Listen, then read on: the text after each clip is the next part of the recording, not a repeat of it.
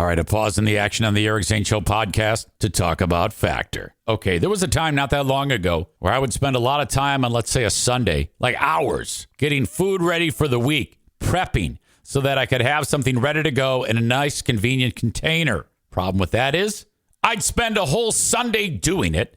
It was expensive. And frankly, I was eating the same food all the time. So it's easy to figure that after a couple of weeks, I kind of gave up on that. Now, I remember at the time thinking it would be great if I could have food delivered to me. I don't have to lift a finger to make it, and it's prepared by chefs, and it's fantastic and so convenient and so delicious and fresh, never frozen. Voila! Factor. Look, I know you love supporting me. That's one of the key things that makes a podcast survive is when you support who's doing the show. I want you to just try this, and you are going to be so happy. Go to factormeals.com/Zane50. That's Zane50. And then use code Zane50, and you're getting this for 50% off. That's how badly I want you to try this, just so you can see how easy and convenient and awesome Factor is. That's code Zane50 at factormeals.com/Zane50 to get 50% off. Oh, and I'll include the link in the show notes of this podcast. This November, get Factor and enjoy eating well without the hassle. Simply choose your meals and enjoy fresh, flavor-packed meals delivered to your door, ready in just 2 minutes. No prep, no mess. You are eating amazing food. You're eating well. It's so fantastic. Again, factormeals.com/Zane50 and use code Zane50 to get 50% off. That's code Zane50 at factormeals.com/Zane50 to get 50% off. All right. Here we go. Welcome and hello to you all. Another edition of the Eric Zane Show podcast has begun for the 1,181st time, I believe. Pretty sure that's correct. So glad you are here. Thanksgiving Eve, excuse me, as it is. Well, that's what it is. It's the day before Thanksgiving. Undeniably big task for your old pal EZ. The change your life, slaughter the Turks. Sweet potatoes have to be made. The Slaughter the Turks mashed potato recipe featuring a blend. Blusset. I combined russet and blend to give you blusset. A blend of Yukon Gold, and russet. You must blend. Do not just go a 10-pound bag of russet. You're going to have a shit bag, starchy mess on your hands. Blend your mashed potatoes. Okay? I've given you the Slaughter the Turks mashed potato recipe many times. I will, unless I forget, which does happen, include it in the show notes. Easy with the challenge of making gravy minus any turkey drippings. Typically, which is kind of gross, really, when you think about it. The turkey cooks, and then you scoop up all of the disease that drips off of it in the bottom of the pan to make a delicious gravy. That sounds horrible. Easily done without the turkey drippings, though. How? Well, you have to toast your flour, and you have to melt a lot of butter. That becomes your turkey drippings. Delectable and amazing. You must continue to work that flour, though. If you let it sit still, it's going to toast to the point where it's burnt. It's going to taste like shit. Don't be an asshole and burn your flour. Today, in the show notes of this audio podcast, you will also get the Slaughter the Turks no turkey drippings turkey gravy.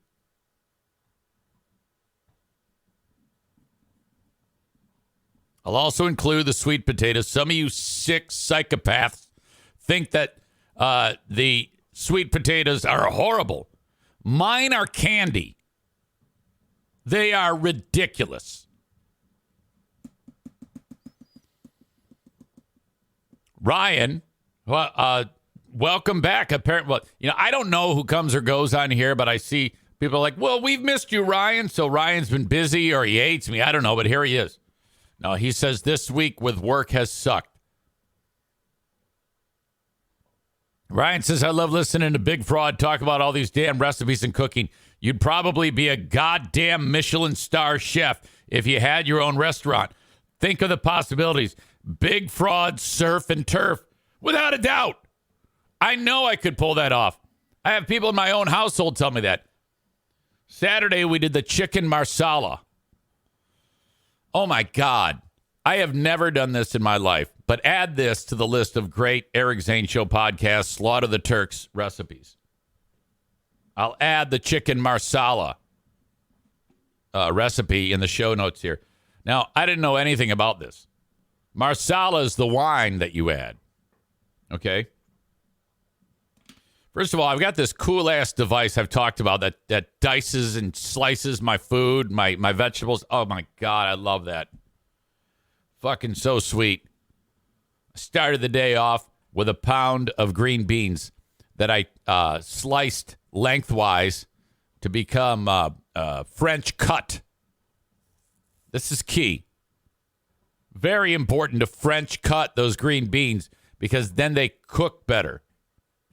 There's less to cook. They're more tender. They're better. This recipe is perfect because you just French cut the green beans and then you add one shallot, which is a onion on steroids. So much more flavor in shallots than onions, in my opinion.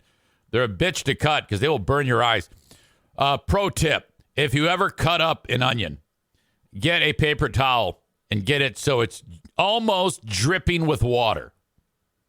Okay? Ball it up, put water on it, and then set it on the cutting board.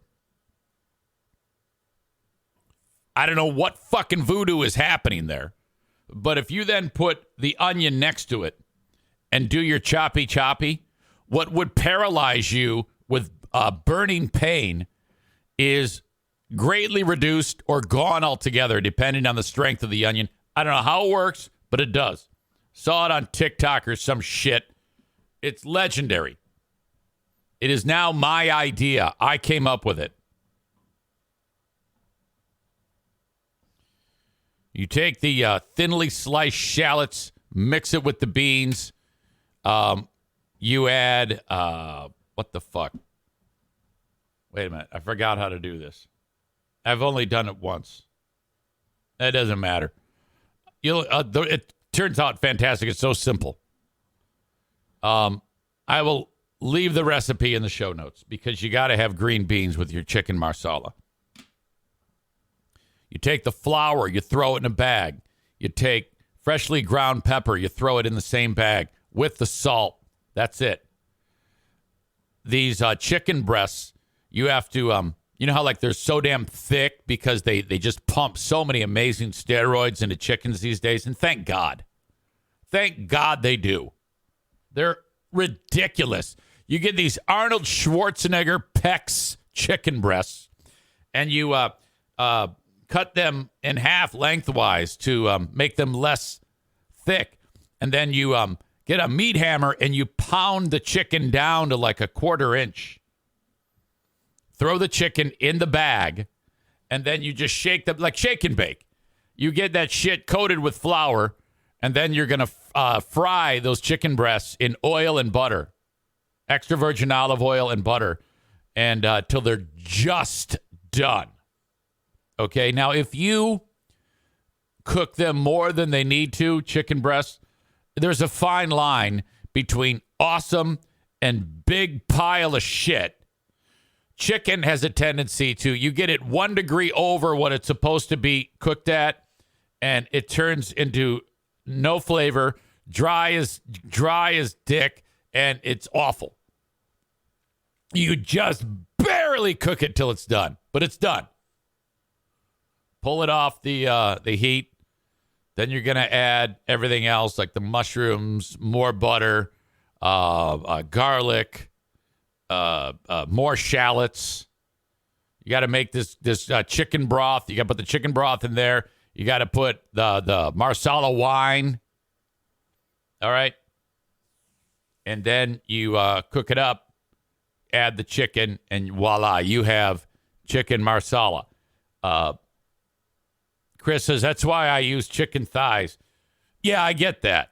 But if you use chicken breasts smashed thin and cook them appropriately, they're an absolute must. My God. How the hell did I get on this topic? Speaking of cooking, I am really becoming impressed with my son-in-law, Justin. Yesterday was Tuesday, Thanksgiving. You know, you have this scenario where my daughter and my son-in-law are going to they have to divide and conquer, not divide and conquer, but like last year they were here for Thanksgiving. So this year they go up to Justin's family for Thanksgiving. So we did it on Tuesday. And this dude is just killing it. Jackie does not cook. This is becoming a thing in more and more households. You know, years ago, that was the stereotype, that the lady stays home and cooks. Now it's whoever does it, you know, whoever just happens to like it the most, I guess. It doesn't have anything to do with someone's gender. It's just who feels like doing it. I get great enjoyment out of hours and hours in a kitchen. I love it. I really enjoy it.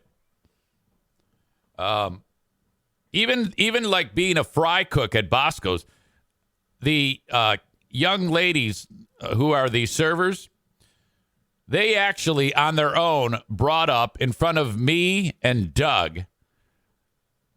And this, I think, made Doug butthurt that Eric's fries actually are better than Doug's fries. Now, the only thing different is who's preparing them. It's the same fry. It's the same oil. Heat cooks them. What could possibly be different? Well, me. And I swear to God, this is critical. When you pull the fries from the fryer, you have about 10 seconds to shake, get excess oil off. They're still wet with the oil, which is going to leave in seconds. You put them into this big metal bowl. Time is of the essence. If you wait too long and put the salt on, the sea salt, you sprinkle it on with your fingers. Those fries have to be still damp with hot oil, which is either going to evaporate or go into the fry. You need the sea salt to hit the hot oil, which it then, on a very small level, if you could watch under a microscope, it's going to dissolve the salt and then just get incorporated into the fry. Subtle, but perfect. Otherwise, if you're an asshole and you let it just hang there, salt them later. Yeah, you throw the salt in, it just bounces off the fry and goes, fuck you. Okay? In addition, the metal bowl has a lot of leftover salt from an oily salt from the previous batch. You put the fries into the bowl and you swirl so the first fries that hit the bowl are getting salted. Sprinkle on top, then you toss them. You flip them into the air. They tumble back into the bowl. More swirly swirl, toss, swirl, toss, swirl, flippy. Boom. Put them up on top of the hot oven. You're waiting for about another minute and a half before the burger is done. Put the hot burger on the bun. Assemble the burger. Put a toothpick through it. Put the fries onto the platter. Order! Boom. Perfect. Oh, my God. You have to do it this way. You cannot wait to salt the fries. Thank you to Ben. He knows. Not salting right away is worse than a rookie mistake. It's unacceptable behavior and it must be corrected, he writes. First he wrote, just be corrected. He pulled a Kenny. Ryan says, there's nothing worse than biting into a fry that was cooked with old, smelly-ass cooking oil. I'll give Doug credit on this. He changes the oil on those fryers a lot. Okay? Your dining experience is perfect at Bosco's if I'm cooking the fries. Anyway. Excuse me. Go to Justin's yesterday. Justin and Jackie's. He's making this Thanksgiving feast. I'm walking up the drive, and the smoker is in the driveway. Now, this is one of those smokers that are made by, like, Traeger, which are just the shit. You just throw the food on, and then you take, like, a scoop of, like, these pellets. It's like dog food. And you just throw them into the thing, and then you just walk away and leave it alone. And I go, all right, smoker's out. I got to see if there's anything in there. Because if the turkey is in there, we have trouble. Because that food needs to rest. And that means we're not going to eat till like 9 p.m. I open it up, no turkey. I go, yes. All right. Green arrow or green check mark. Green arrow. Remember Green Arrow? Anyway. What the fuck was that? I go walking in, and the turkey looks ridiculously perfect. I go, what's going on here, Justin? I just got it out. It's resting. And I'm like, yes. Green check mark number 2. I said, what have you done? Spatchcock. Now, I've heard that term, but I go, the what? Spatchcock the turkey. I don't know who came up with the idea. But then there's a reason why you do it. The only thing I can think is it helps it cook more evenly because you actually flip the bird over and you take a knife and you cut out its backbone and you pull it out like fucking Predator and you throw it away and then you flip it over and then you push on the breast and it's the turkey's wings and legs go out. All right. You're basically mutilating the corpse. Spatchcock is what it's called. Don't know why. I couldn't remember what it was called. So I looked it up today. And it's I thought it was splatcock.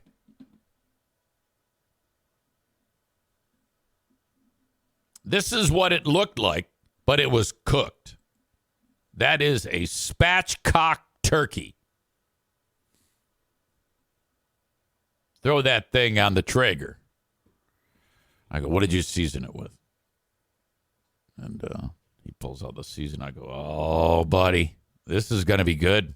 I go, you have done it.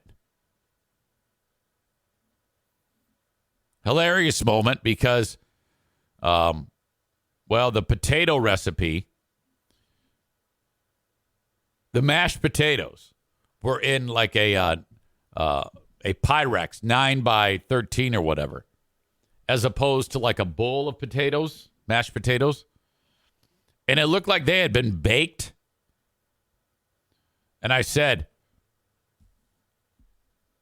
what is this potato recipe? And he goes, mashed potatoes. They all laughed. Ha ha, fuck you, dumbass. EZ made the green bean casserole here. In fact, on the Patreon bonus podcast, a timer went off while I was doing the podcast. I had to run downstairs, pull them out of the oven, and put the, what do you call it? French's fried onions on top of it. Put it back in, come up here, finish the podcast. Takes a village. We crushed it. My God. It was absolutely incredible. You know, there's still some rookie things that are part of his repertoire. Like he just took a jar of gravy and just dumped it into a thing. I was like, hey, that'll work. That'll work. You took care of, you know, sometimes you can't have a murderer's row lineup. I mean, I do have a murderer's row lineup when it comes to what we eat at this house. All right. But, you know, 1 through 9 being all deadly threats at the plate is very, very rare. Occasionally you'll have a 7, 8, 9 hitter who's a fucking Tom Brookins or Larry Herndon, you know, kind of a rally killer when you get to that spot in the line. I mean, top half, you can have Sweet Lou, Alan Trammell, Gibby, Lance Parrish, Darrell Evans, whatever.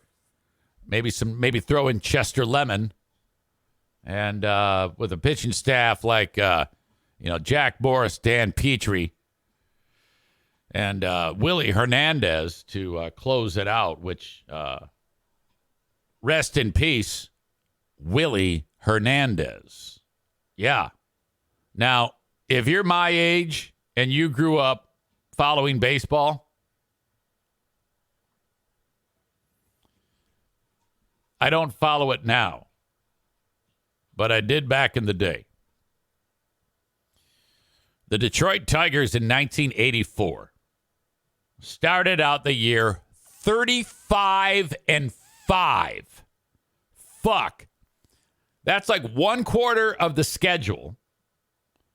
And they lost 5 fucking games.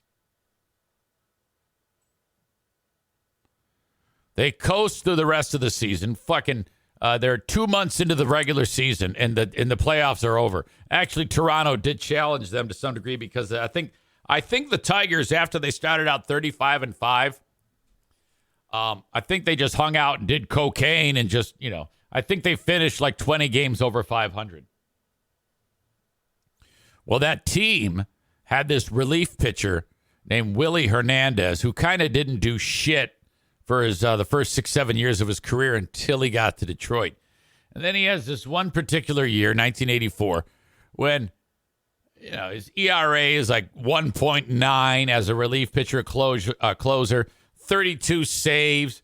The guy's just lights out. If you bring in Hernandez to close out the game, it's over.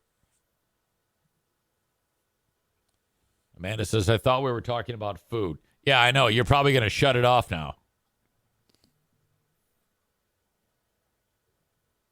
Well, he's dead. He died yesterday.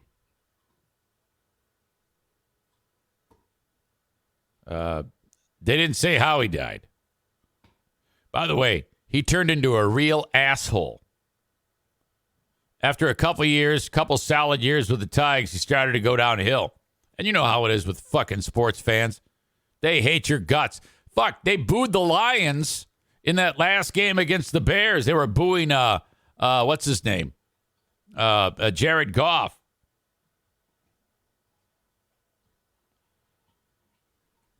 By the way, Ryan says, I would appreciate it if you only read Amanda comments in Amanda impression. Big fraud.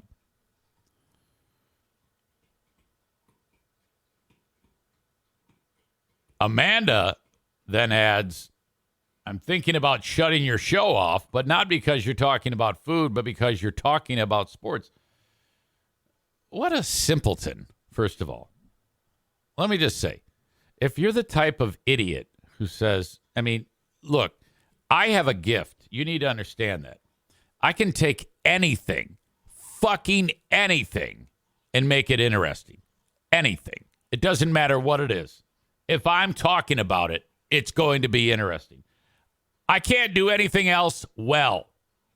But the one thing I know how to do is tell a fucking story and try to make it amusing at some point. And I can't predict when or how it's going to happen, but it always does. It always does. It always works out.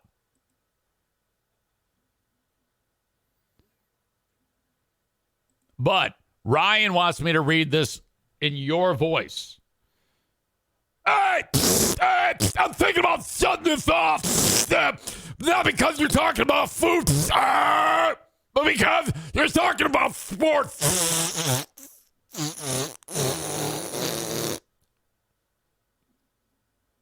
The fuck is wrong with you? What kind of an asshole does that? Like if I'm watching, let's say I'm watching Monday Night Football and Peyton Manning is annoying me. I know that eventually I'm going to start liking him again. Okay? Here, I'm not going to give you the opportunity to quit. I'm just going to give you 600 seconds because you're such a moron. Eat that, you fucking idiot. You Brahma Bull dickhead. Shut up.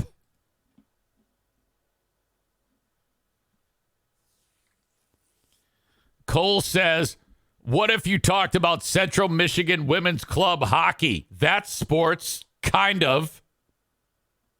The fuck out of here. I don't need your bullshit today, you drama queen dick face. Fuck me. Tyler says Eric is the best at two things, making fries and making things interesting. And there are no fries to be made this morning, dipshit. Thank you, Tyler.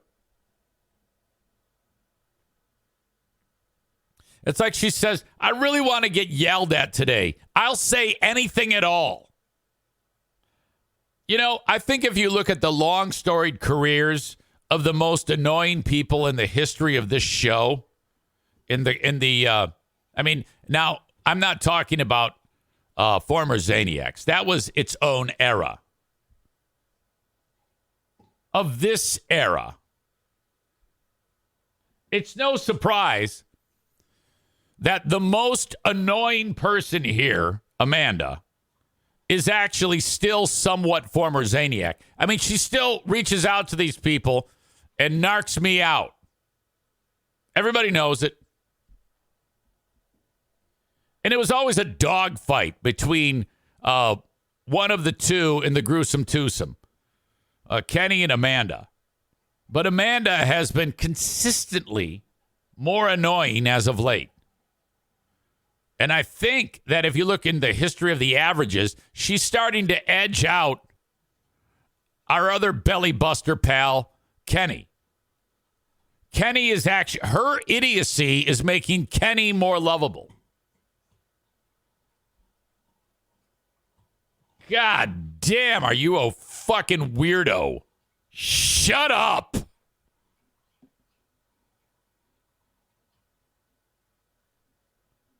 God damn. Bob says, I was working and miss what Eric is mad at him. Okay. Yeah, it's a long story. Just go back. Just, don't worry about it. It's gone. The moment is gone.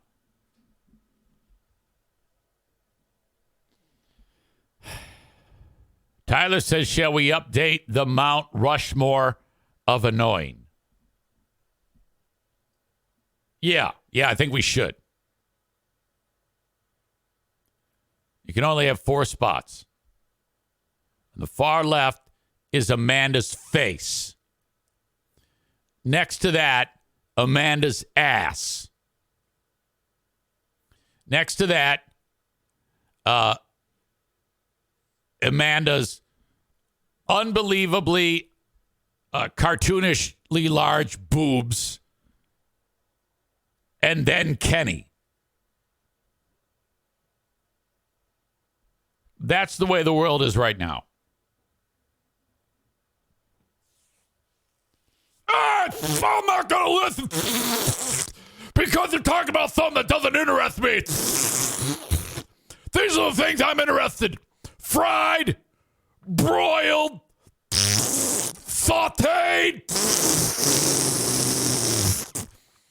noodles. I can't think of any other foods.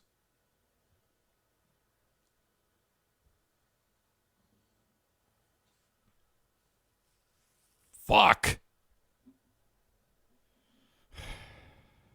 There's nothing that pisses me off more than an idiot who is sitting there saying, yeah, and it's such a fucking myopic view of the world. Yeah, I'm not interested in what you're interested in, what you're actually doing. I'm just going to sit here and tell you this sucks, and I'm going to tell you that I'm going to turn this off, as opposed to just being quiet and waiting.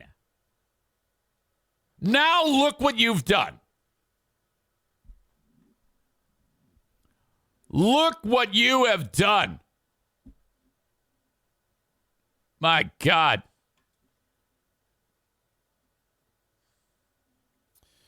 All right. I've punched myself out. Today, you know what? I should have updated you on my father. My dad, I talked to Dad yesterday, and I think he might have forgotten that he has COVID. He picks it up. Hello? Sounds maybe a little raspy. I go, hey, Dad, how are you? He goes, fine. And everything's like inflecting up. Like he's wondering what I'm calling for in the middle of the day. Fine. How's everything there? Good. Feeling okay? Yeah. Why? Oh, just checking in on you. Oh. Yeah, I'm good. Oh. Okay. I love you. I love you too, honey. Calls me honey. Okay. Well, I'll be seeing you. No, I won't be seeing you. I didn't say that because I won't be seeing him because he's got COVID. I'm thinking about, by the way, tomorrow driving by his house and rolling down the window and saying, hey, how you doing? Just to see him, Thanksgiving. And so it was all really short. And I was confident that he was upright. Okay, well, I'll talk to you. Okay, okay, honey. Bye-bye. Amanda, is this okay, by the way? Is it okay that I'm talking about this? I want to make sure that this isn't something that doesn't, bother you or annoy you. Ah, this fun. Can I eat your dad?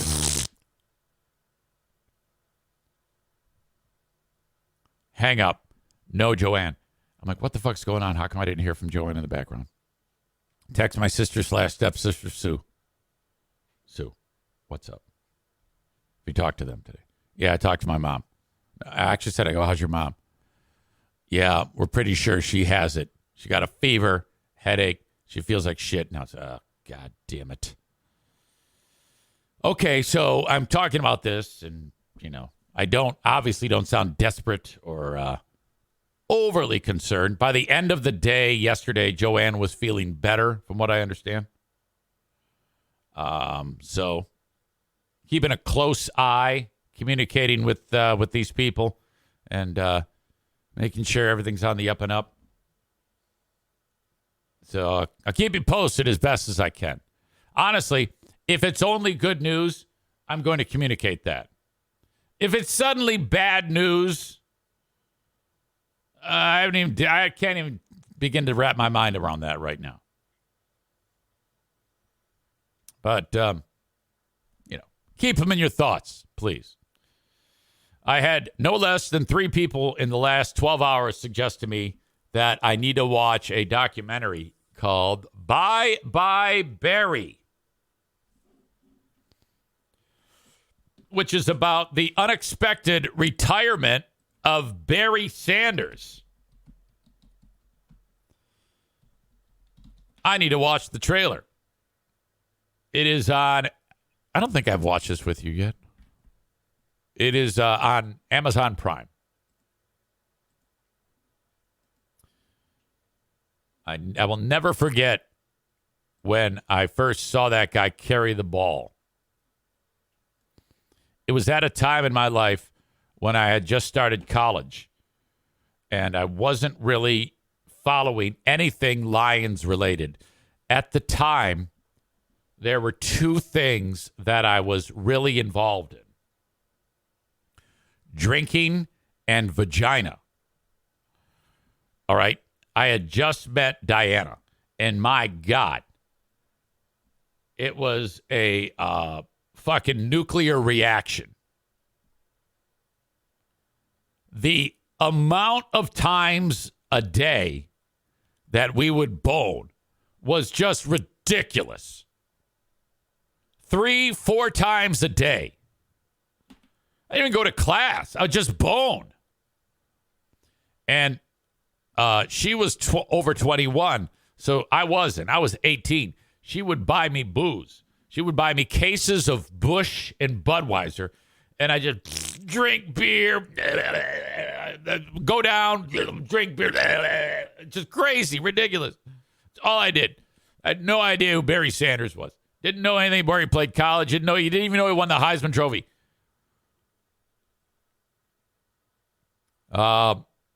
Linda says, how did you get the privacy if you were in the dorms? If there's a will, there's a way.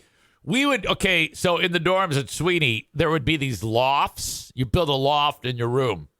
And there was like a curtain around it. Hey, we're going up to take a nap. Her roommates are in the room below the loft, like 6 feet away. And we're going to Pound Town. I'm surprised that it didn't start raining through the mattress on them.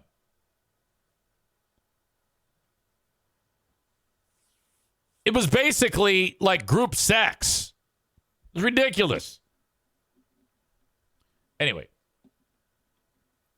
So I don't know anything about this fucking Barry Sanders.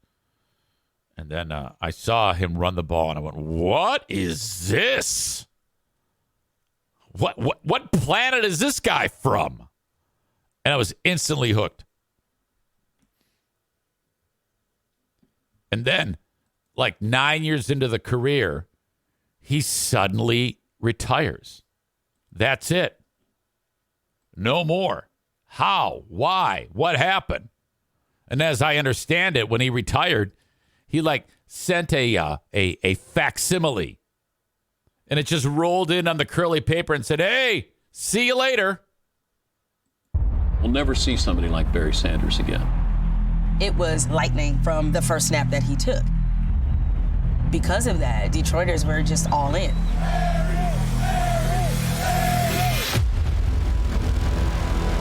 For this second, he's here, and then 1,001, he's not here anymore. He's over there, and you're tackling air. Normal joints don't move the way Barry Sanders' joints move. I'm sorry. How do you juke people, get to the end zone, and just give the ball to the ref? He's so humble, and it's real. He just wanted to play football. This guy did something special every single Sunday. He gave Detroit a sense of hope that the city desperately needed. It's a privilege to be one of the players that will help restore the roar. Ryan Sanders, Detroit is back! We had the greatest running back that ever played the game. But then Something happened. Shocking announcement has thousands of fans feeling flustered. Barry Sanders will retire, not with the press conference, but with a statement. He sends a fax in. Fax machine? Everybody's trying to figure out why. What the F are you doing? Was Barry frustrated playing for a losing team? Is this a bargaining ploy? My dad was opinionated. It was tough to experience that. he would tell Barry he'll never be better than Jim Brown. He was affected by guys who got hurt. Or his teammates suffer serious injuries. Nobody walks away at the peak of their powers like this. There has to be something else. Barker?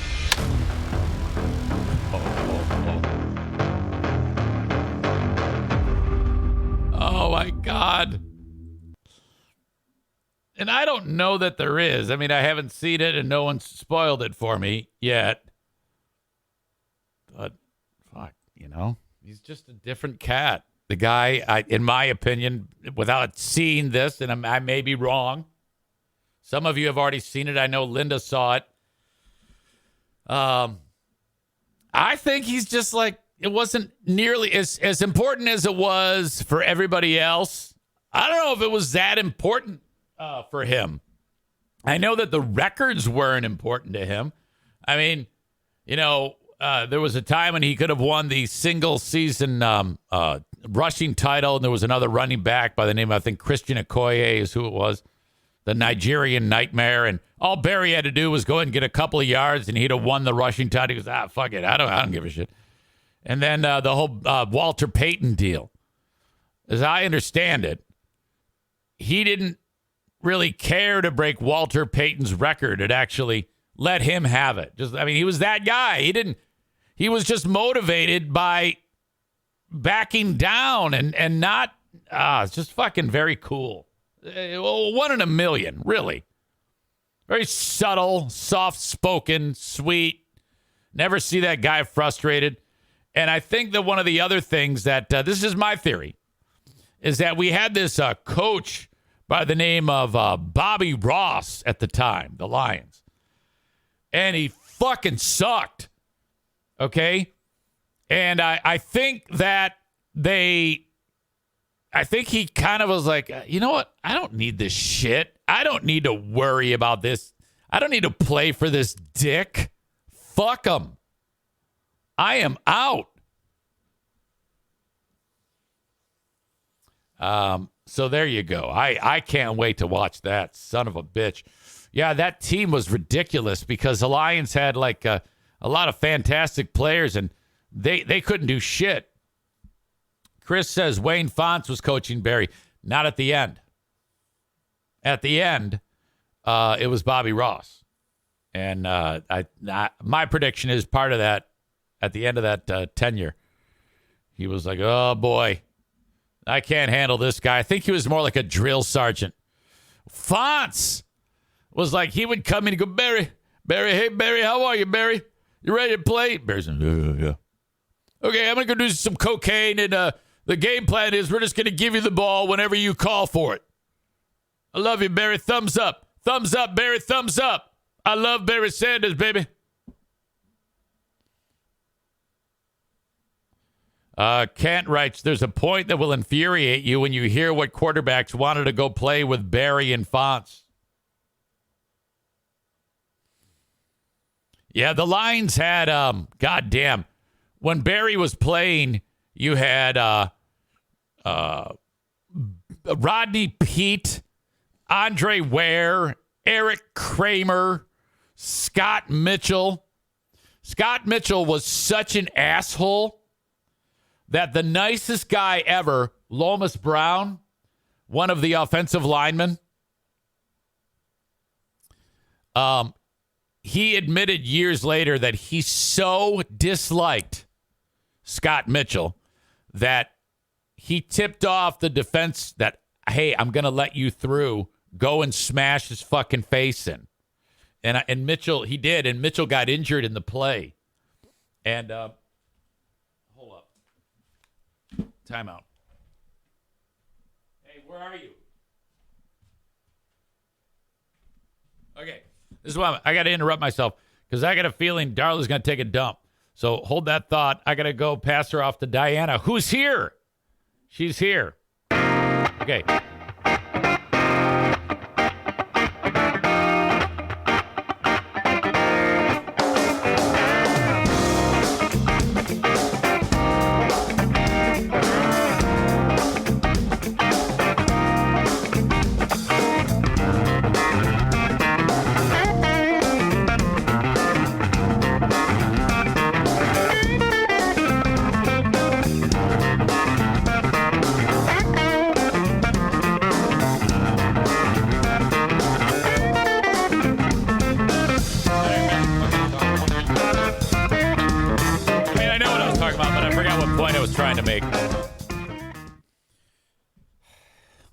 Galliano, there's a name from the past.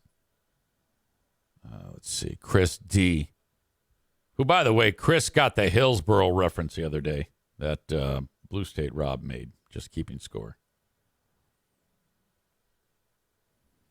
Let's see.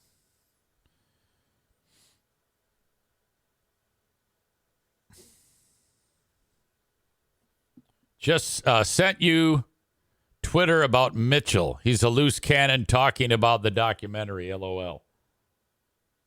I don't see it. Send it again or send it an email. I have no idea. I'll come back to it. I'm excited about that. That should be a fantastic watch. Maureen says, good news, Linda. Barry is single. We need to go to some MSU basketball games and stalk him. Linda, I guess, is on the prowl. She saw the documentary, and she wants Barry Sanders to be your next husband. Jesus. All right. So we're off and rolling on this, the day before Thanksgiving. I will have to watch Bye Bye Barry while laying in bed tonight. That's what I'll do. After making 20 pounds of Eric Zane Show podcast Slaughter the Turks mashed potatoes. After making the gravy. After making the sweet potatoes. Busting my ass in the kitchen. Haul that shit all the way across the state tomorrow morning. And over to Charity Scam Mike's house to be there before kickoff at 12:30. Lions and the Packers. I don't take anything for granted with this football team. There's been so many ridiculous years of frustration that I just hold my breath in every game.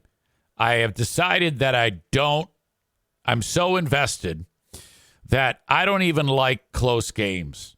Okay? I want every game to be like 65-0. My brain is just ruined from all the years of abuse. It's PTSD. It really is. This fucking team, where they've done well this year, but I'm still as much as I've been on the bandwagon and loving the Lions, even when they were shitty. Oh boy, I'm just waiting. I'm just waiting for something bad to happen. Could this be a long con? God. And if not, let's just say Dan Campbell and the Lions do it all and win the Super Bowl. Can you imagine what Dan Campbell would be able to do in this state? He could walk into any restaurant and say, feed me. You know, if he turned into an asshole, he could just go, bitches suck. And women would be one would be have his balls like in their mouth. Another one would be on his penis. I mean, it's remarkable. He could walk into a bank and say, money. And they just throw it at him. Take our money. Take it. He will be able to do anything. He would instantaneously become the most popular legend in the history of Detroit sports. He would push aside Barry Sanders. He would push aside Gordie Howe, Jack Morris. I never did finish my story about Willie Hernandez because Rhino Face Amanda fucked it all up. But I was going somewhere with a remarkable story about this guy. After the great year with the Tigers, he had like maybe one, possibly two decent years, and then he started to play shitty.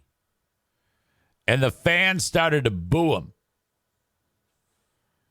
At about that time, Mitch Albom, of all people, had referred to him as a crybaby in a column for the Free Press.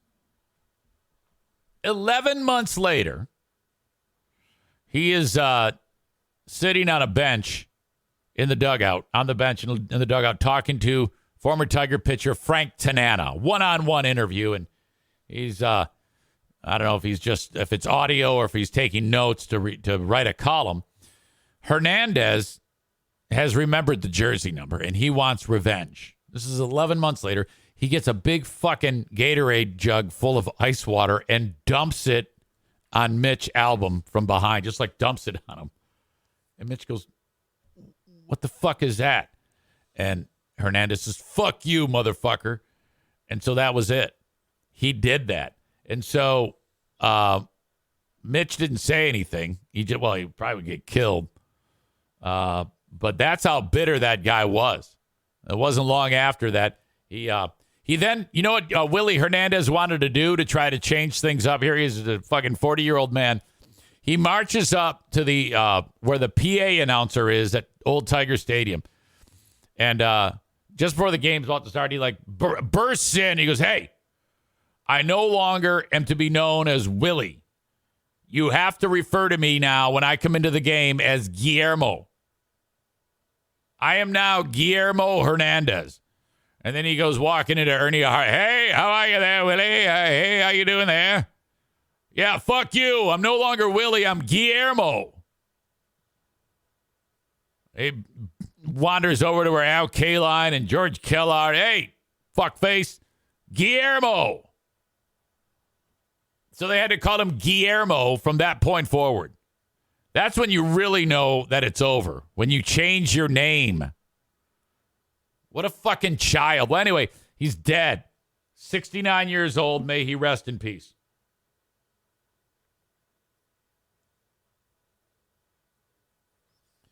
Aha. I see it now, Chris. The article reads, ex-Lions quarterback Scott Mitchell goes on wild rant over Barry Sanders documentary. But I click on it, and all I see is a picture. Okay, there it is. Let's see. I might want to get to this now.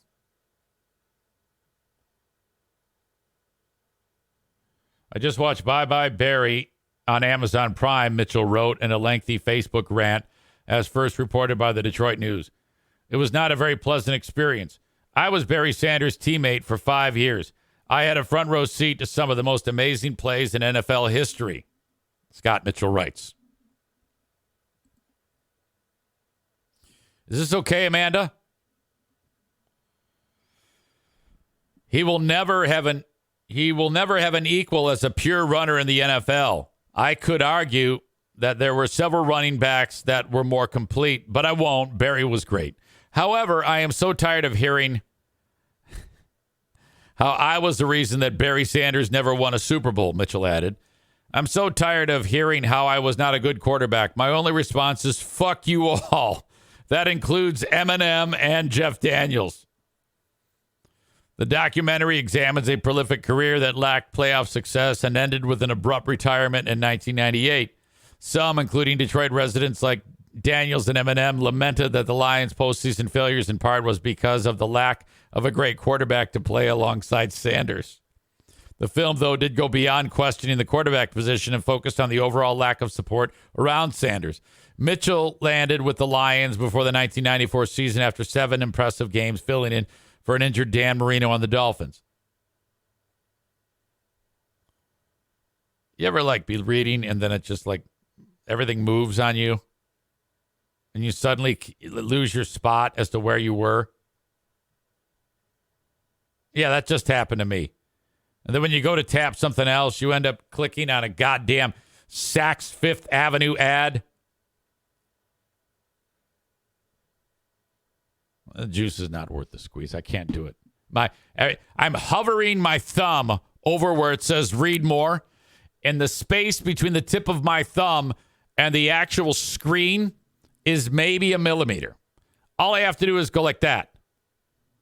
And in the time it takes me to start thinking about the movement, to actually executing the thumb movement to the screen, it moves, and the ad is now what I'm going to click. I click the Saks Fifth Avenue, and it says, hey, get these shoes. Fuck!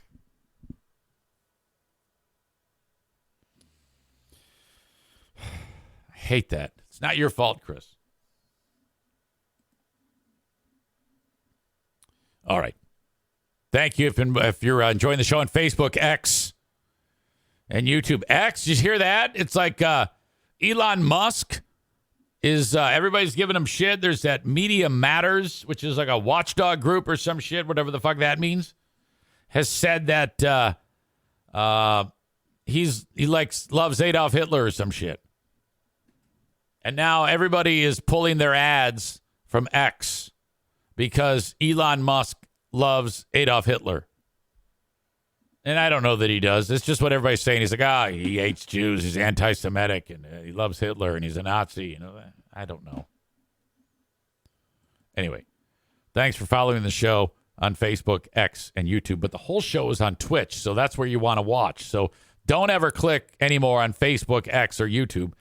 Go to Twitch, twitch.tv/Eric Zane Live. Create a username for yourself so that you can comment along with us and have a good time and talk about the fun things that we talk about and enjoy the show that way. Live every day, 8 a.m. to 10 a.m. Eastern. So, you know, you can actually get it in your car through your Bluetooth. Just dim the screen. It's just like a fucking radio show minus the commercials. It's like a radio show minus the entertainment. Twitch.tv/Eric Zane Live, or download the Twitch app today and search Eric Zane Live, all one word. Audio podcast, wherever you download shows, which has the show notes, which has my great recipes that I just mentioned. When the show is published, shortly after this gets done, I have a Patreon where there is tons more content for you. If 2 hours of me doing my thing here every day is like, hey, I could stand to listen to more every day. I've got a lot of time to kill at work. I wish it was more. I put hours and hours of content up there each and every week. In fact, next week, getting back to Who Are These Free Beers, where Ben Glaze and myself review the world-famous Free Beer and Hot Wings show. Who Are These Justins is dead until Justin decides to get off his narrow ass and do some more shows. I think we killed him. Patreon is free for 7 days. Go to Patreon, patreon.com/Eric Zane. All right. Referring to the ads jumping around on the mobile app when you're trying to read a story, Corey says that's intentional. I know it is. But people who aren't old and feeble don't fall for it. I do. That's how they get you, as they say. All right. Thank you, Facebook, X, and YouTube. Twitch and Facebook brought to you by Irvine's Auto Repair, Grand Rapids Hybrid, and EV. That reminds me, concerning Irvine's, Megan is trying to save somebody's life. Megan from Irvine's. And I'm going to tell you about that in just a second. This is fucking incredible.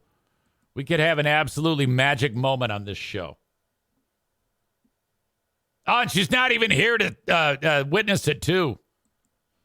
Kind of lean today, actually. I think today might be one of those days where people are like, a lot of people are like actually missing work, or if they are missing work, they might be like preparing for like Thanksgiving or perhaps traveling.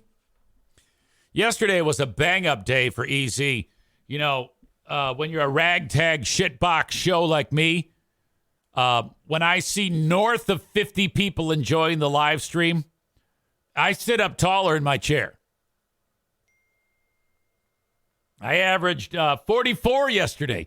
Now, if you're anyone who's ever done any type of live streaming, you're like, God, what a ridiculously low number to be excited about. Hey, all I care about is that it's more than it has been.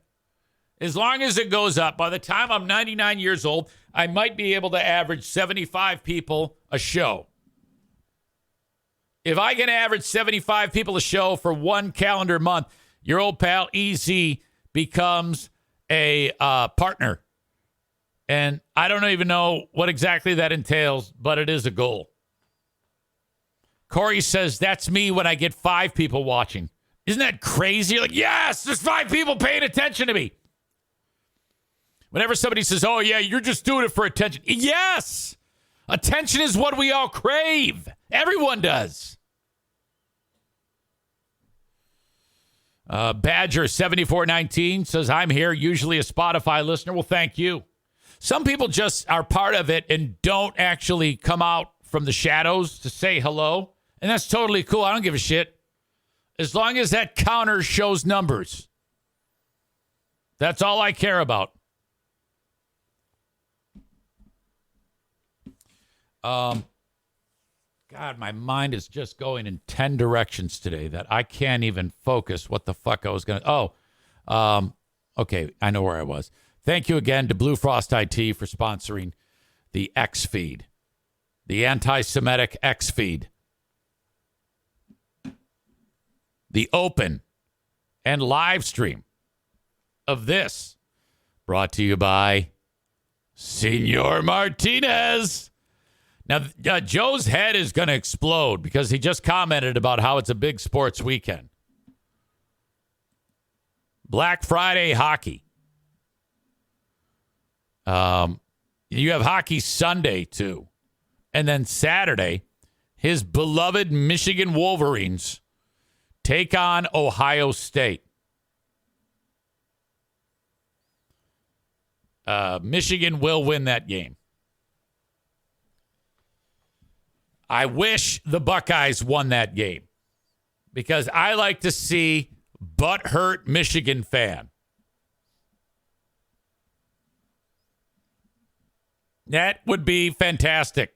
Just hear all of the whining. I'm here for the drama. I am here for the drama. And Joe, that is the best you're going to get out of me. I predict a Michigan victory. I hope and pray for an Ohio State victory. That's what I'm hoping for. You've got Hockey Friday for EZ and Joe Martinez. Saturday, football. Saturday night, Grand Rapids Gold basketball. Sunday, hockey. Son of a bitch. That is awesome.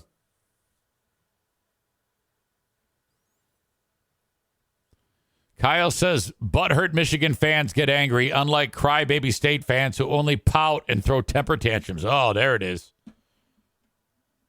Joe Martinez says he'll be partying in downtown Ann Arbor after the Michigan game. Yeah, he's going to burn cars. You know, all those rich Michigan kids are going to be like, okay, there's a Mexican here. Tell him to go burn everybody's car. That's going to be sweet. I want to see you on the news speaking Spanish. Okay, please mention me, Joe Martinez.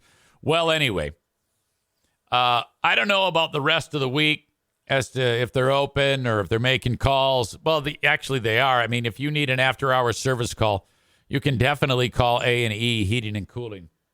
Now, Joe might pick up the phone drunk, all right? If that's the case, he's going to pass the phone off to his son-in-law or someone else to handle the work to get your furnace back on. But you're going to pay out the ass for that. After-hour service call is expensive, but they can get your heat on for you. But look, I digress. 616-516-8579, A&E Heating and Cooling for any emergency services or anything like that. And you do still have time to schedule before December 1 for the free furnace tune-up. That's right, a free furnace tune-up. This is normally $79, which is already cheap and something that you should have done every year. Once a year, you should have your furnace tuned up. It's safer, it's cleaner, it runs better, less chance of anything sideways happening, and can even predict the life of the furnace just by how it's running, you know? And it's now free. It's free till December 1 because Joe has teamed up with DTE Energy. And to do this, and like he shows up, does the work, and then leaves. And that's the best part of this, when he leaves. It's even better than the fact that it's free. Once you get his dirty ass out of your house, he then turns in that he did the work to DTE, and then they pay him. You never have to give him money, which is great. That's till December 1st. Get your free furnace tune-up. 616-516-8579. Trust me, if you call any of these other losers in town, in addition to cleaning your furnace, which they will, they're also going to try to sell you a new furnace. They're going to go hard on the sell, too. Get the fuck out. God bless Irvine's Auto Repair, Grand Rapids Hybrid and EV, 616-532-6600, the best. Irvines.com, that's Irvines.com. For any scheduled maintenance, as simple as an oil change, something more complex, they do it all right in the middle of Grand Rapids, Michigan. Find them online at ervines.com. Check out their Google reviews. They've got loaner cars for you to use for free while your vehicle is being repaired. What a service that is. 616-532-6600. And I do want to mention that King's Room Barbershop, what a place to get your hair cut. Oh, my God. 3 locations. Caledonia, Northland Drive, and the newest location at 821 36th Street Southwest in Wyoming, Michigan, right next to the costume room. Walk in. That's all they do is walk-ins. There's no appointments necessary. No appointments, period. And get your hair cut. If you're like, I think I'll get a haircut, you won't wait any more than 15 minutes. The longest you'll wait is 15 minutes. They're fully staffed all the time, just waiting there. Occasionally you go in and Andy's there, like actually sitting in the barber chair reading a newspaper, like the old days. He's not even reading it. That's just what you expect the barber to be doing if he's not working. He's sitting in the chair with a newspaper, waiting for customers. Go put his ass to work. Do mention EZ when you get your hair cut at King's Room. Andy and Colleen are the owners. If they cut your hair, just tell them directly. Or if it's one of the other talented professional stylists, tell them. Please tell Andy or Colleen that EZ sent me. Thank you. You're on your way. Kingsroom.net for hours, exact locations, and schedules. Haircut's going to cost you $19. The multi-talented Megan at Irvine's reached out to me yesterday, and she said, we are trying to save this woman's life. Do you want to help? I said, yeah, I'll do it. Let's get behind. This is something we can really get behind. Now, there's 39 of you watching and listening to this while I'm live. Maybe a half dozen or so comment regularly, which is cool. All right. Some of you are just silent and enjoying what's happening. Thank you. But I'm speaking to everybody because what I'm about to tell you may strike you in a certain way. I'm not even being funny. Not even trying to be funny. That it might motivate you to do something that you never dreamed that you would do. What I'm about to tell you. So be ready for it, because here it comes. One of you may be motivated to give away one of your kidneys. I want you to open your brain and your mind, same thing, your brain, your soul, your body, and just put yourself into this place right now. This lady in Grand Rapids will be dead soon. But one of you all have the power, at least to consider cashing in one of your kidneys. If you do this, it'll be uncomfortable for about 24 hours. You're probably not going to be lifting anything heavier than a half gallon of milk for a couple of weeks. You'll be moving a little slow, and then you're fine. The woman who gets your kidney would have been dead, will be dead soon if she doesn't get one. Now, the way this works is people who need a kidney, there's no, real way to do it effectively other than quite literally nail posters onto telephone poles saying, please help me, I'm dying. Please help me, I'm dying. Would you do that? Ryan says, gift of life, won't accept my gay organs. Same with Red Cross. Gay blood is not allowed. Never heard of that. Well, why don't you just lie? Just don't tell them. I lied my ass off when I donated my kidney. Because I was on this anti-anxiety medicine. And the psychologist, because there's a panel of doctors that you meet with. And I meet with her. She goes, are you taking this medicine? Maybe a little here and there. Yeah, it's ineffective unless you take it every day. Why are you taking it? I don't know. Just placebo, I guess. Have it. I'm lying. I take it every day. She says, well, don't. I said, okay. So then I actually did stop taking it because I didn't want them to test me later and see it's still in my bloodstream. And it worked. And then as soon as I got done giving the kidney away, I went back, started taking it again. Fucking problem solved. Guy's alive. It worked.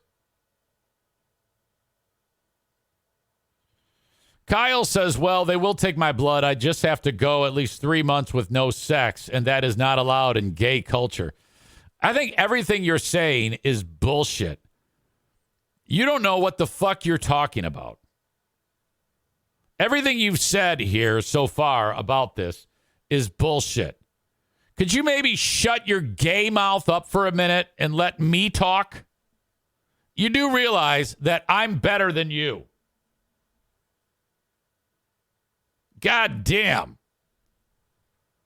All you're doing is saying things that aren't accurate.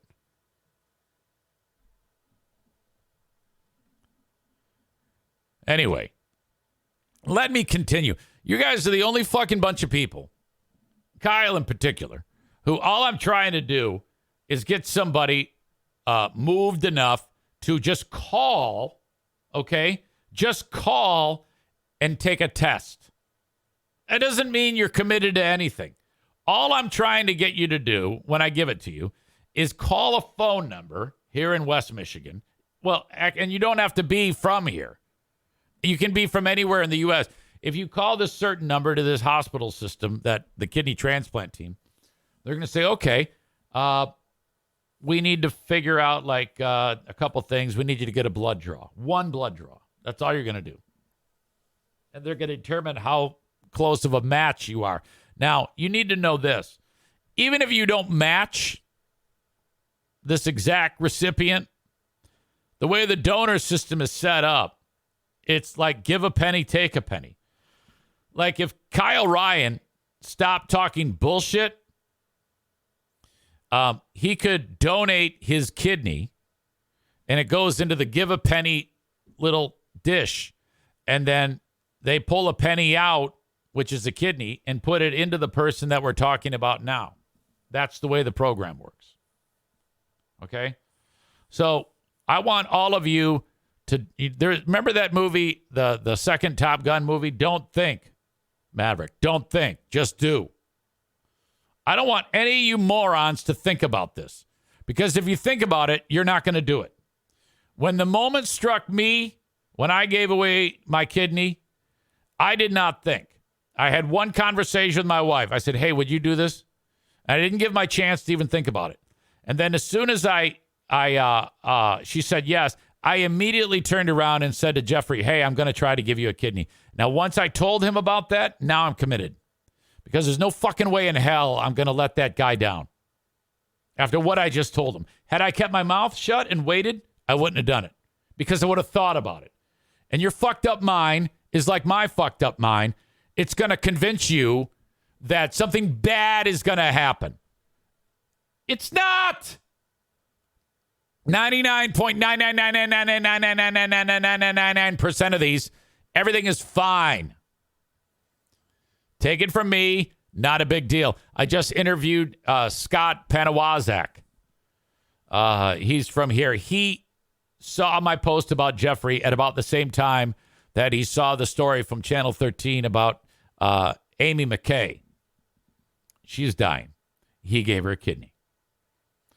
I posted that on Facebook. I think I posted the audio on the audio platform too. My point is, just trust me. Don't think, just do. Is that Yoda?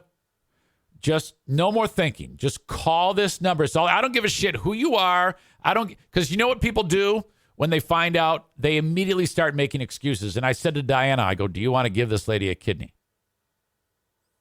She goes, I'm too old. I go, you don't know that. That's not true. Just call the number. I want everybody who's enjoying this show right now to simply call. You're probably not going to be able to do it. They don't like shit kidneys. And some of you do have shit kidneys. Some of you are too heavy. Some of you drink too fucking much. Some of you do too much cocaine. I, of course, since I am the best at everything, 200 days is all it took me. Unbelievably healthy. All the boxes were checked green in an instant. And I recovered flawlessly.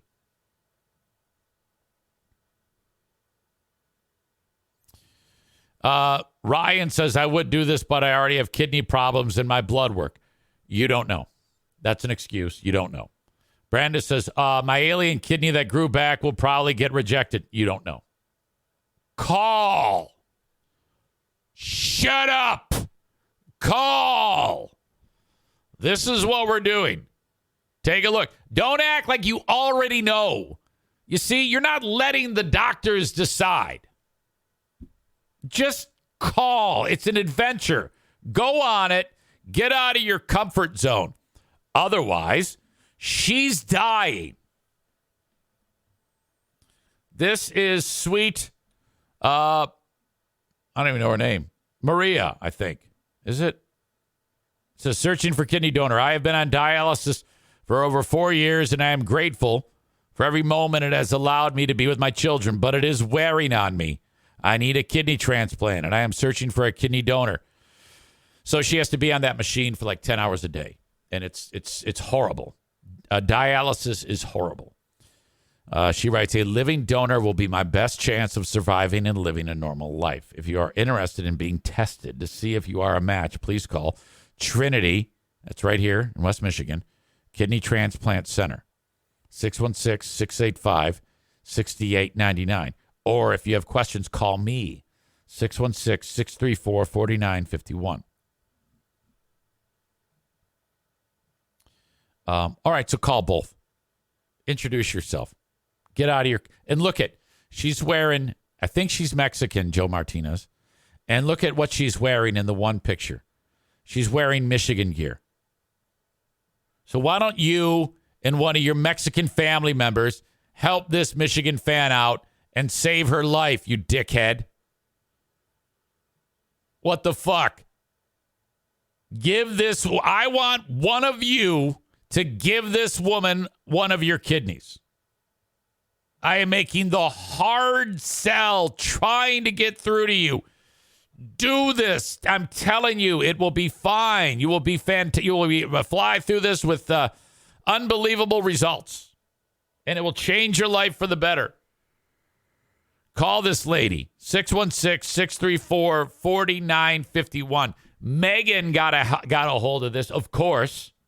The center of everything good in the world goes through Megan. We all know this. I will post it in the show notes for you to take a look at. Honestly, when I say don't think, just do, I stand by that. Just call the number today. I want every one of you to call this number. But think about the good that you will do. Okay? You will be connected to this wonderful person for the rest of your life. And even if you're not, who gives a shit? You still saved a life. How many people can say that? I said to Megan, she goes, will you promote, will you post this to your Facebook? I go, fuck that. I will spend 20 minutes talking about it. She has made it a priority to save this woman's life. So she's doing everything she can too. And call, Megan. There you go. You need to call. Everybody needs to just call. Let them decide for you if you are fit to donate.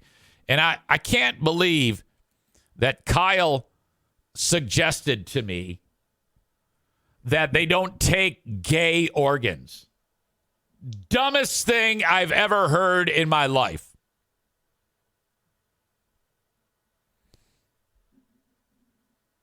And even if that was true, and it's not, shut up and just lie. Say that you're into pussy.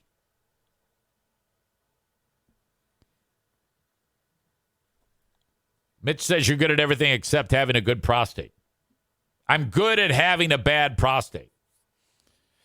Maureen says, do they like kidneys that have been encased in blubber for 60 years? Don't ask me. Call. Just call. First step in this is a phone call. Corey says livers grow back, not kidneys. Usually. That's true. The Ben Glaze says, can't give my kidney, but can give a kid elbow. I don't know. Maybe if you wrote it not fucked up, it might have been funny.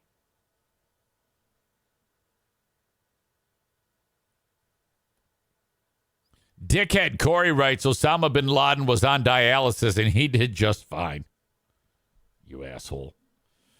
Chris says, repeat the phone number. There's Harbaugh. Okay, hang on. Trinity Kidney Transplant Center, 616-685-6899. This lady's number, I don't know her name, 616-634-4951.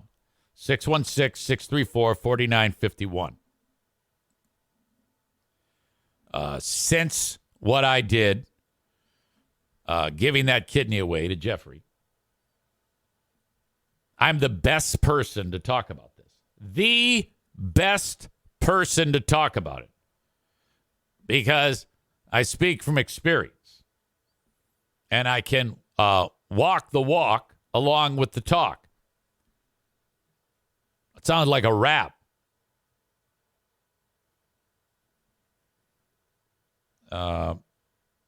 Linda says, well, no kidney from me for her. I don't believe that. Just call. You don't decide. Why are you doing this? I told you to just call. Let them explain it to you. Take 10 minutes and call, dick.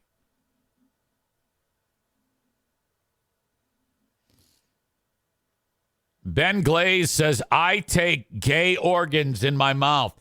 That's a much better joke.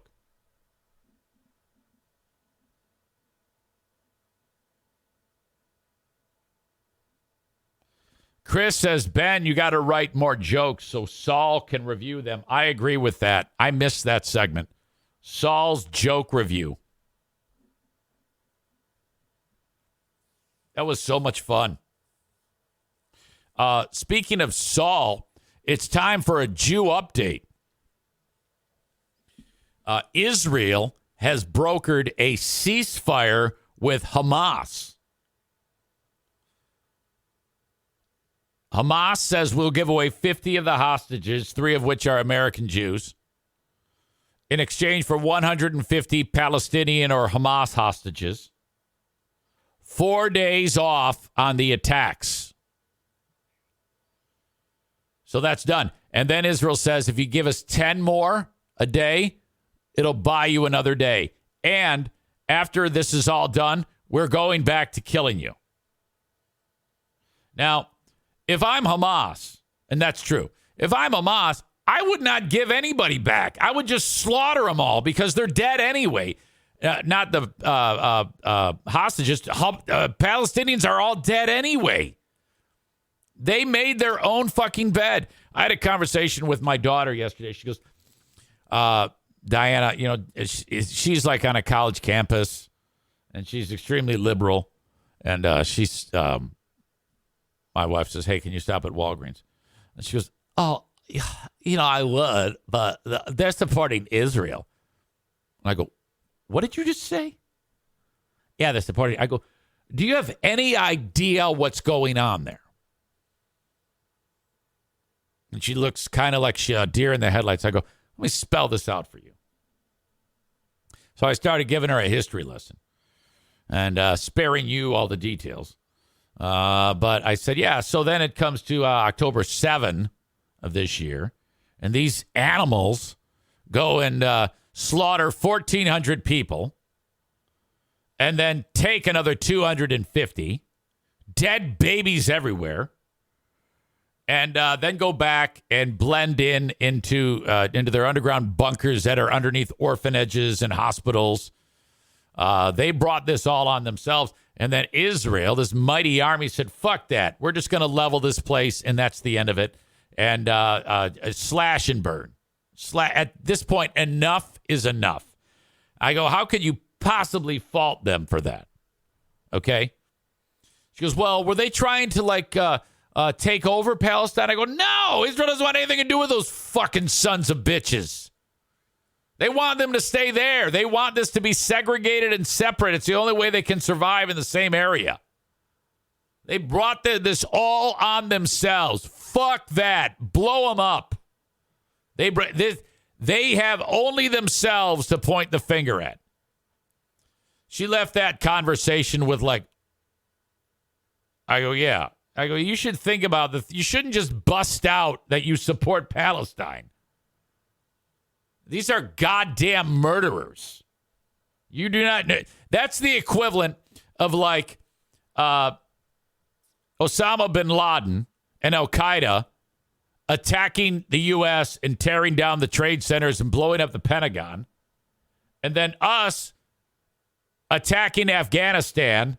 And then you saying, I stand with Afghanistan. I stand with Al-Qaeda. Get the fuck out of here. I go, you can't just, you can't. She goes, yeah, but look, there's a baby in a hospital. I know. She goes, it's a Palestinian baby. It's hurt. I go, well, of course it's hurt. Below it is a goddamn terror camp. To get to the terror camp, we have to go through the hospital.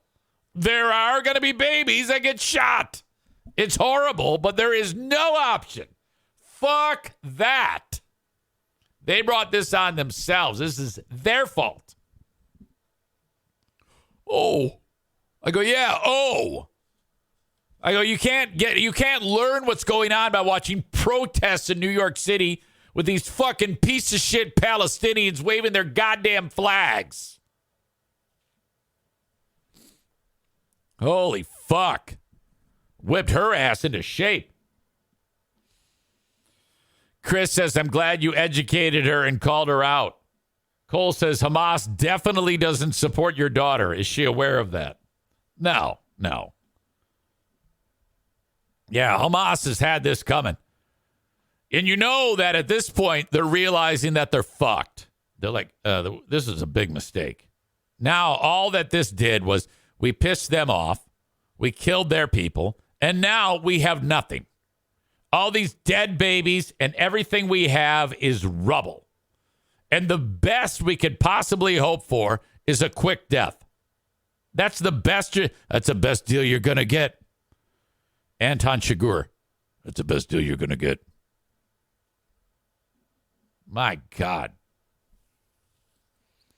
Anyway, I nipped that one in the bud. Bud or butt? What did we decide? It's bud?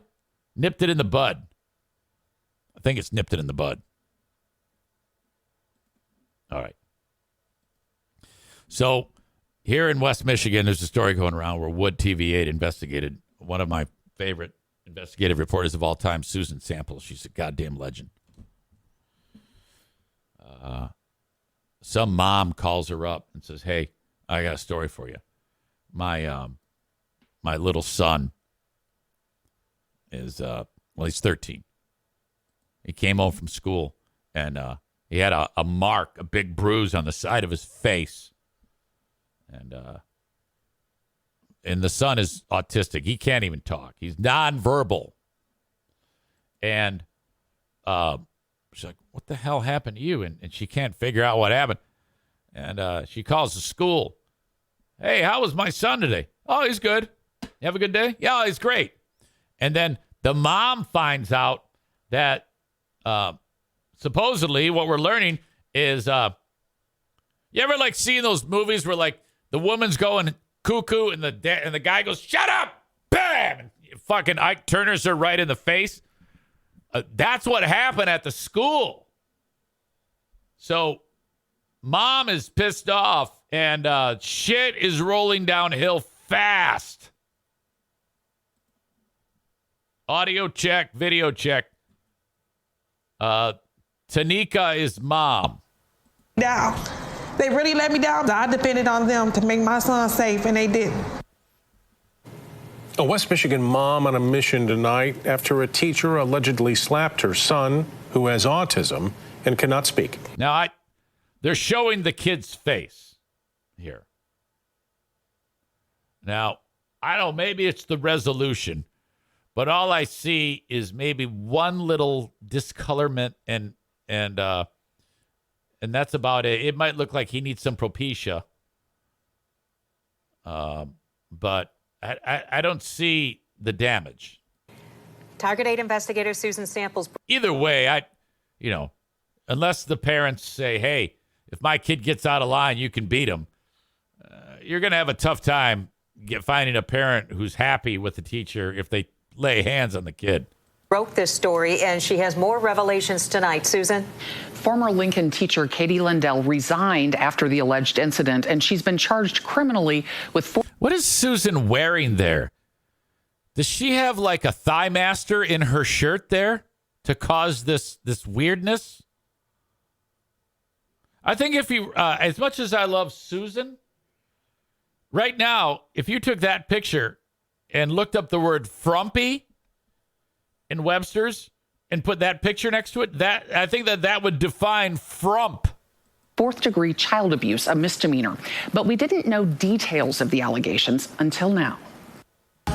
You okay? Huh? Give Mama a five. Give Mama a kiss. It was a sweet scene in the Perry house, though it played out in the middle of what should have been a school day. So he's been out of school over 30 days. Tanika Perry's son will start a new one soon. I love this house. You know why I love this house? Because there's shit everywhere in this house. That's my house. Shit everywhere.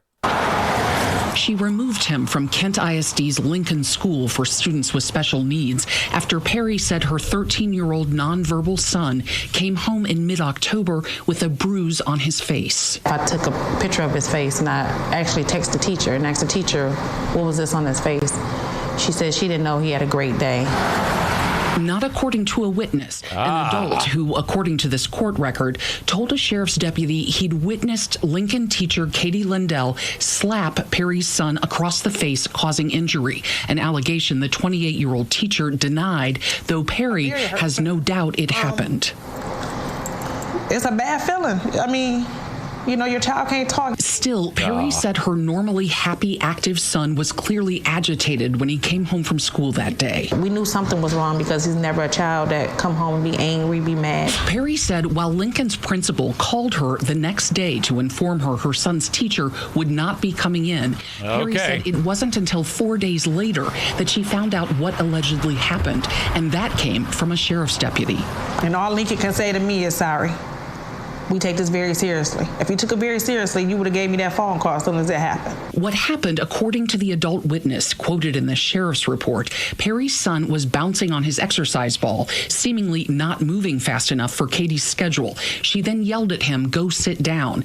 The alleged slap is redacted here, but the witness went on to report that Lindell said something along the lines of either "Don't you smile at me like that" or "Wipe that smile off your face." Oh, wow. I depended on them to make my son safe, and they didn't.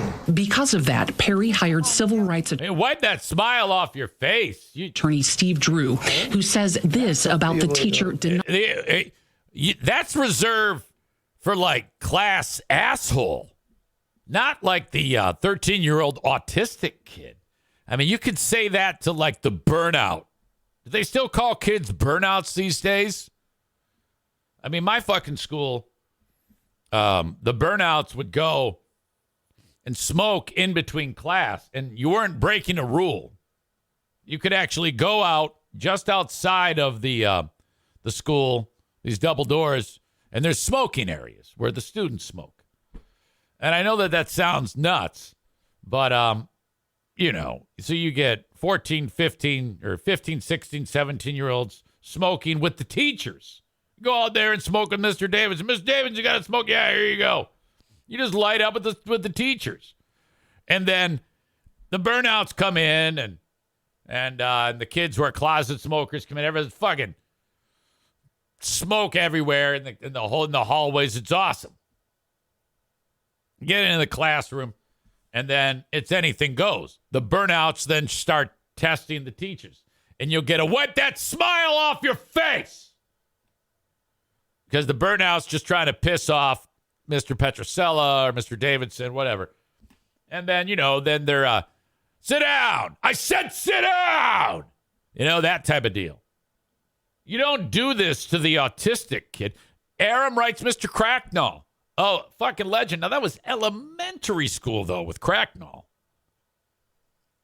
I was in 3rd grade when he beat me, I think. Corey says teachers are paid like shit. Hitting kids is their only release. Wow, yeah, that's true. And some do deserve to be beaten. But I don't think you can go aggressive on the child who can't even talk. I don't think you can. I think basically the teachers at the ISD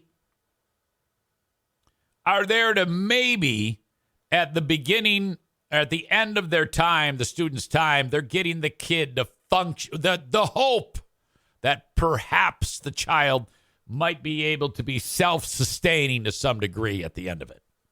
Okay? And that's sometimes doesn't always work out. And it's a difficult job. I imagine that those teachers of autistic children and like Diana, the parapro, sometimes feel like part of their job is almost to give the parents a break. With the hope that some of these social things will, issues will be weeded out to some degree. I don't think that there's ever been a time that Diana would be ever has ever raised a hand to any of these children who may have autism or something else that's causing them to be nonverbal. I really don't believe Diana has ever said, "Wipe that smile off your face." I will say without a shadow of a doubt that has never happened, nor has she witnessed that. Let's see more of this. Denying her alleged actions. From my of either don't you smile at me like that or wipe that smile off your face. I depended on them to make my son safe, and they didn't. Because of that, Perry hired civil rights attorney Steve Drew, who says this about the teacher denying her alleged actions. Now, this family who's black, with this civil rights attorney, if this teacher, let's hope that the teacher is a cracker, because then we can establish racism. Now, that's worth millions. So you got mom here crying. The kid was hit in the face. Witnesses saw it. They waited to call her. You got wipe your smile off your face on there with this little autistic kid. Holy shit. And race, millions. You got to love that. My experience, that's due to a culture. See? A culture that allows people to think they can get away with something. Does this make you don't want to trust nobody,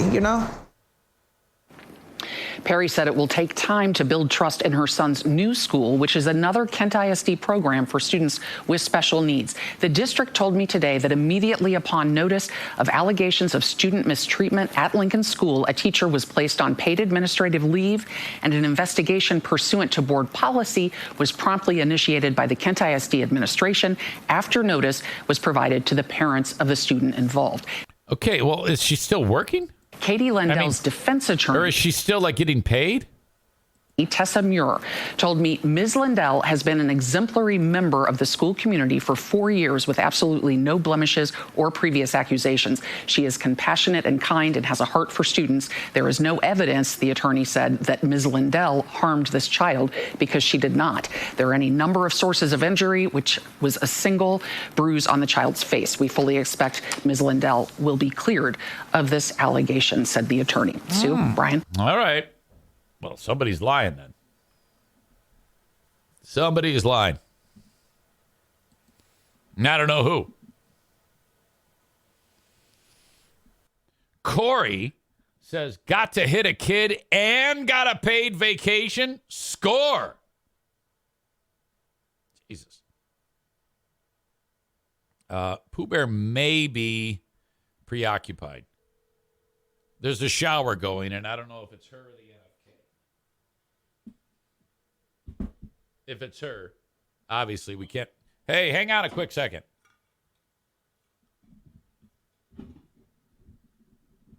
Sorry about this.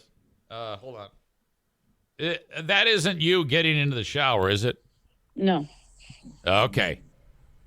Yeah. So I was just covering a story about, you know what? Have you ever heard of Kent ISD? Yeah. That's like the student body is like people like that you work with, those kids. Mm-hmm. Yeah. Well, some kid comes home from school and he's got a mark on his face. And he's 13-year-old, autistic, nonverbal, which you can relate to. Does that describe our beloved buddy Brian? Yes. But he's like, what, 16, 15? He's 16. Have you ever thought, can you imagine what it'd be like if a teacher struck our buddy Ryan? Oh, I would. I would go to that school and punch the guy in the nutsack. Well, kid comes home with a mark on his face. Teacher says, "Hey, is everything all right?" Or mom says, "Everything all right?" Teacher says, "Oh yeah, you had a great day." And then 4 or 5 days later, mom doesn't even know it, but there's an investigation going on about this teacher. And then 4 or 5 days later, the sheriff calls her and says, "Yeah, your kid got hit in the face." This teacher, female teacher, smacked him in the face and was heard saying, "Wipe that smile off your face." And the kid wasn't doing anything. He just, typical stuff. Right. Like, can you imagine, like a typical classroom full of people like that you work with? The lesson plan calls for various, things trying to build positive habits and things and whatnot. And for whatever reason, this teacher lost her shit, supposedly, and hit the kid in the face. Oh, my God. That's unbelievable. And so she was put on paid administrative leave. So that's weird, isn't it? If someone's accused of, witnesses saw you hit the kid in the face and you're put on paid administrative leave, it's remarkable to me. So, right. And now I would put it on unpaid leave. What the hell why is she getting paid while, being investigated for abuse, for God's sake? It might have something to do with the contract or you know how it is. It's so political when it comes to, it's like difficult to fire someone.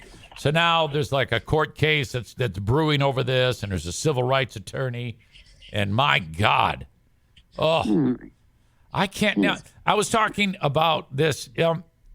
Is the ultimate goal of kids who are at the level of your kids so that they're, able to function better as they age?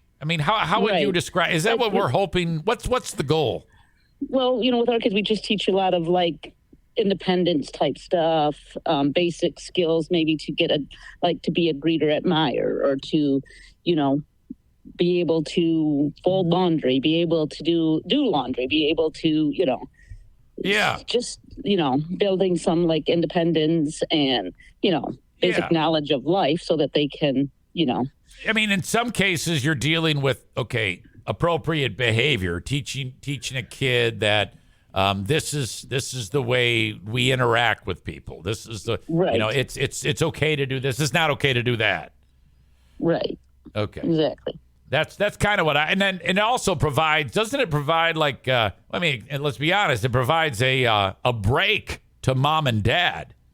Yeah. I mean, they're away from home. It allows them to parent better when they have time to actually decompress, I would guess. Yeah, right. And then there's some, Uden, just in my class, there's, various, their level of academic level is very different, like from one to the other. Right. So, autism has such a wide spectrum that, they can do. Yeah, some kid may be completely nonverbal. Others might be like our grandson, who's very verbal, but still has tendencies and things like that that make him more complex than other kids his age. Right.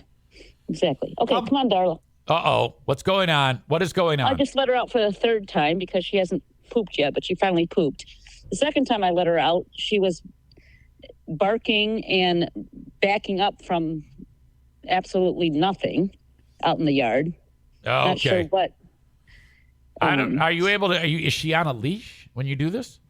Right now, she's not. No. Oh, you're rolling the dice because she won't listen to me. I always have her. Oh, she listens. She always listens to me. Oh. She's listening. Come on, let's go. Let's go get a treat. Okay, get the stick out of your mouth. Come on. Yeah, I know. Let's go. And then Yep. Good job, Darla. Corey. And she's at the door now. Corey wrote this. Corey wrote, the teacher got to hit a kid and got a paid vacation. Score. What are your thoughts on that joke? Oh, I hope he's being sarcastic. Otherwise, he's a complete cockhead. Corey also wrote, the lesson here, never do this in front of witnesses. Okay. Otherwise, it's okay. That's what he's saying. That's what he's saying. And then he says the teacher should have said, that loudmouth mom better zip up or I'll slap her too. Okay, I gotta go because this is pissing me off. All right, I love you. Okay, I love you too. I'll talk to you later. Bye. Yeah, she called you a cockhead. You really pissed her off, dick.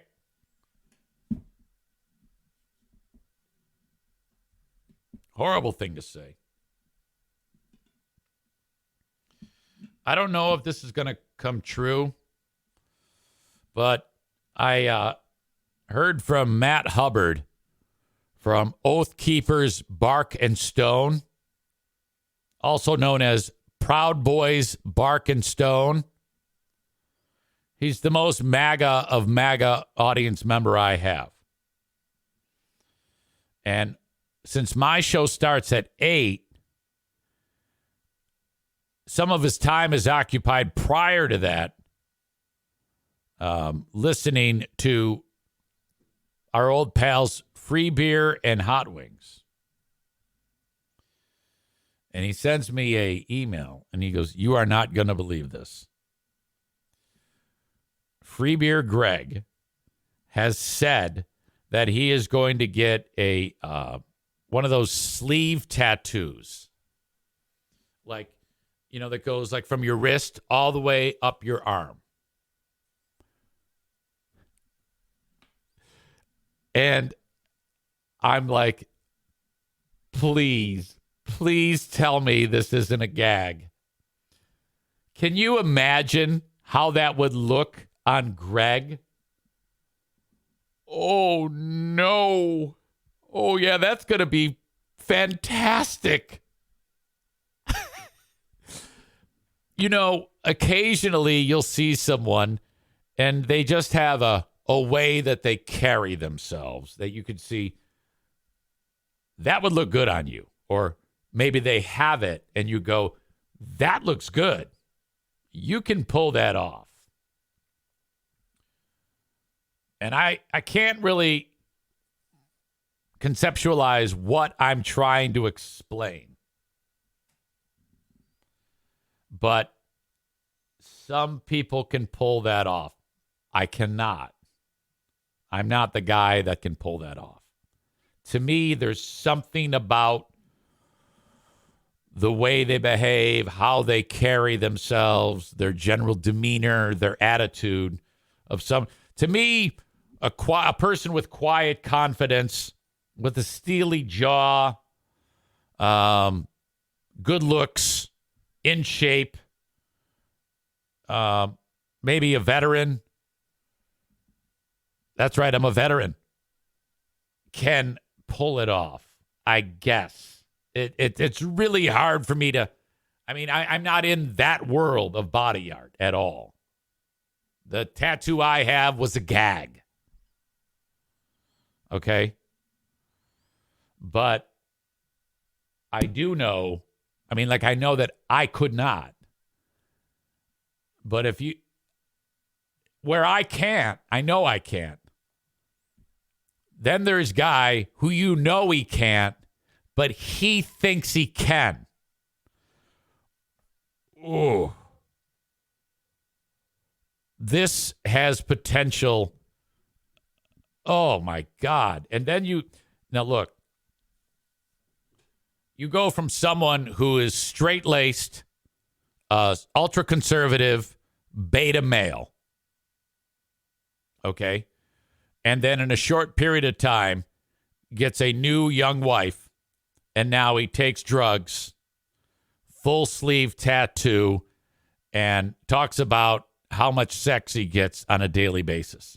Okay?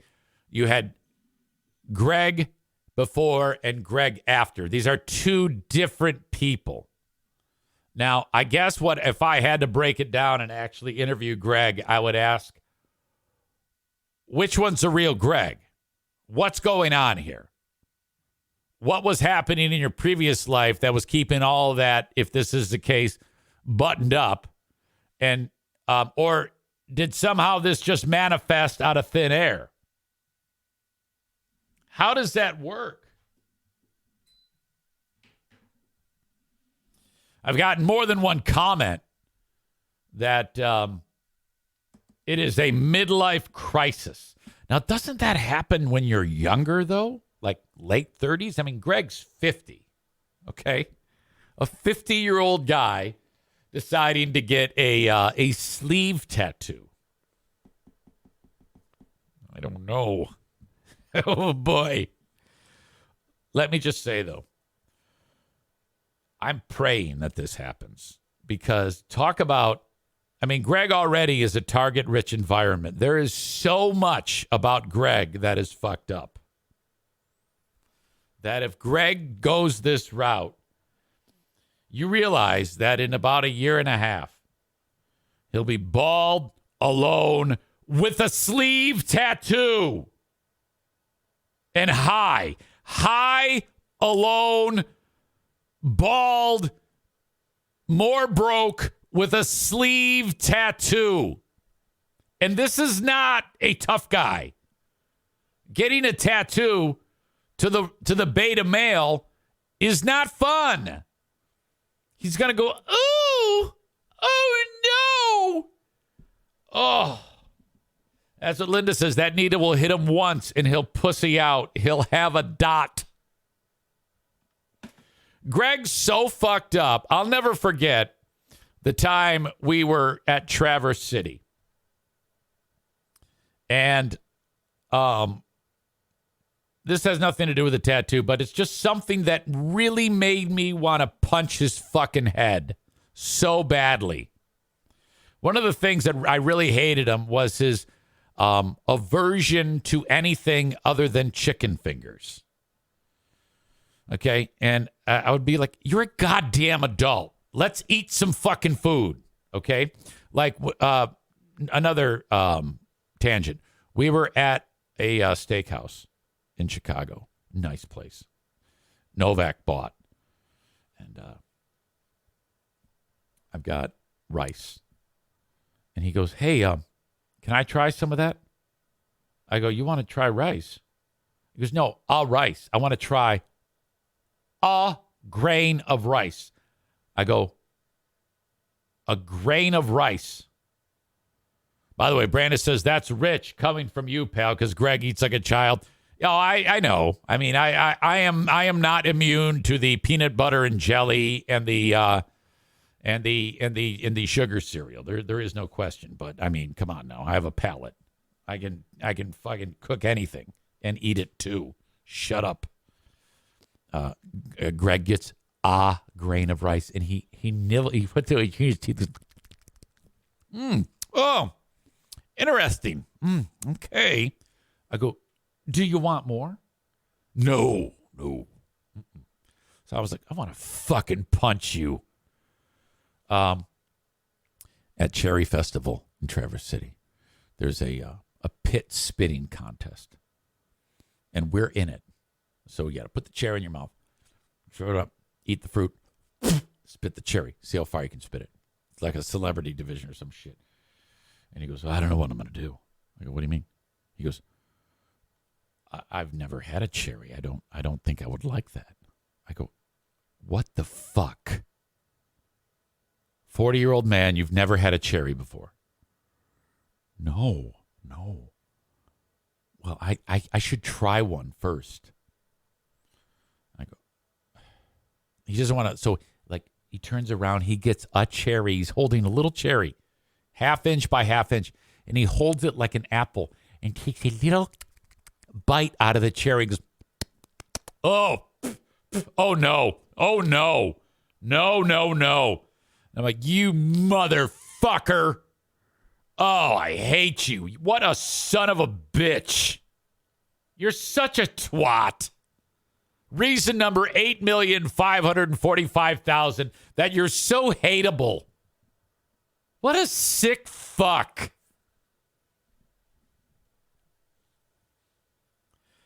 Ryan says a grain of rice, a singular grain. Yes.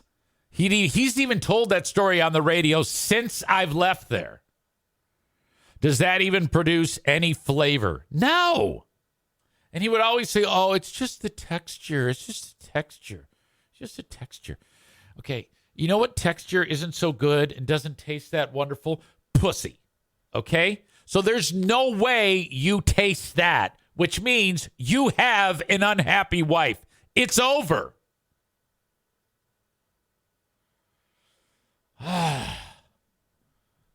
IMKO says Mitch Hedberg once said rice is great when you're hungry and want to eat 1,000 of something. It's so funny. God, I love that. Brandis says, I truly didn't think you could say something that would make me dislike him more than I do. If you look up douche in a dictionary, there he is.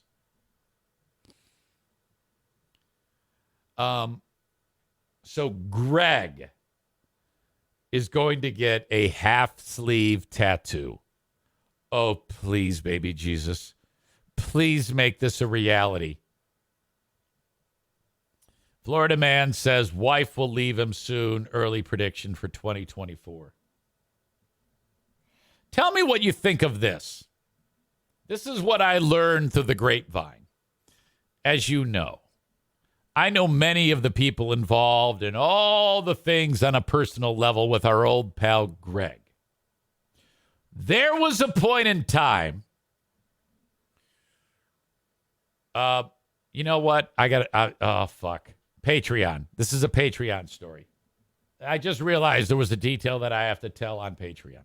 My apologies. Brandis says he won't be able to hang for a half sleeve. No fucking way. Chris says he won't be able to deal with that pain. Oh, God. I cannot imagine. That's another reason to sign up for Patreon. All these stories that are super sensitive that I tell, which are true. I just don't want to get the people who I heard them from and put them in any type of jeopardy. I mean, it still can. The Patreon's free. But I feel more comfortable it being on Patreon.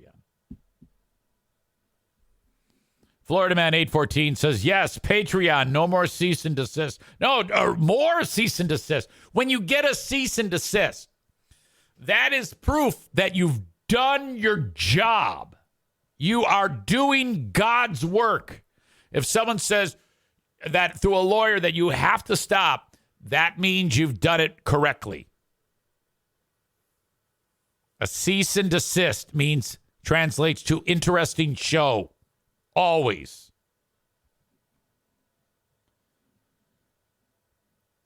All right.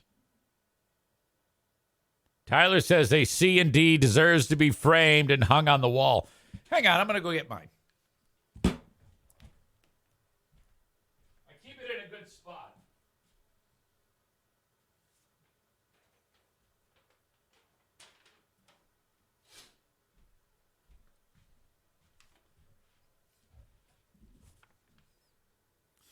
Miller and Johnson. Dear Mr. Zaitunian. You see, they were writing Mr. Zaitunian, not Mr. Zane. This law firm represents Mr. Joseph Gassman. We have been made aware of your publishing of a libelous statement regarding Joe on social media platforms, including but not limited to Facebook. The statements you have published are false and cast an aspersion upon the reputation and character of Joe. Your statements include false imputations regarding Joe's romantic relationships and his behavior corresponding to same, which are libelous per se, pursuant to the requirements of Section 2911 of Michigan's Revised Judicature Act, MCL, symbol I don't know, 600.2911. The defamation statute. We hereby demand that you immediately retract all defamatory statements, remove the defamatory statements from all public message boards, including social media platforms, and cease and desist from any other forms of defamation against Joe. And when I read that, I was like, fuck, you know how long that's going to take? There's no doubt that your intent in posting defamatory statements on public message boards or social media platforms is to tarnish and harass Joe and tortiously interfere with his employment and reputation. Further tortious acts by you will only exacerbate Joe's current damages against you pursuant to the defamation statute. We hereby demand an immediate retraction that meets the following requirements. Ryan writes, oh man, his definition of relationships being romantic are very different than mine. Yeah. I mean, who knows? Maybe there are people in the world who have a romantic relationship that involves blood. You might find Mrs. Wright who loves that. 1, the retraction must be provided to each and every person you and your agents, like I have people, have either contacted with the information or direct. Does that mean I have to go on Facebook and bang on everybody's door who follows me on Facebook? Directed the information to as contained in the statements you have posted on social media platforms and or public message boards. And 2, the retraction must be confirmed in writing. Now, I did all of these things. Of course I retracted it. Of course I was being defamatory. What a silly fool I am. We request, why can't I say that? We request that you provide us with the opportunity to review the content of your proposed retraction, along with a list of the persons and entities to whom it will be published, to make certain it properly rectifies the damage you have already caused. Joe also expects a written apology from you, which includes a warranty that no further defamatory statements concerning him will be published by you or your agents. And I've made good on all of that. Incredible apologies. I'm an apology machine. What a terrible thing I did to be so defamatory. I'm glad I cleared the air and righted my wrongs with all of you, so you are all aware that Joe has never body slammed some crazy lady only to have her retract it later on to the world. That's ridiculous. Nor did he, a couple of Thanksgivings ago, beat the shit out of another woman. only to have her break up with him over the strains of a long-distance relationship. Yeah, that's all fucking folly. Fuck. None of that happened. That's all alleged hearsay and nonsense. Okay? We know that that never happened. At the end of the day, Joe just realized by coincidence that this was the time to retire from radio. Never to be heard from again. You know, sometimes people do that. Just end their career for no particular reason. You know, you can't just go and lay waste on someone's character like that. Like Jim Harbaugh. Everybody knows Jim Harbaugh didn't have anything to do with Connor Stallions. Come on now.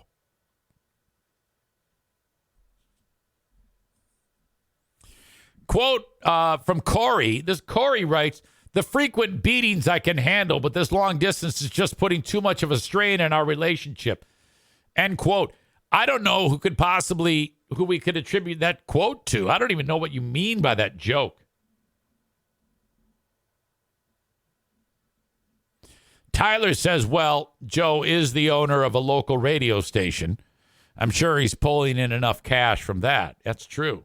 That's right. Joe owns a local radio station. That's how he was able to get north of $40,000 in PPP loans.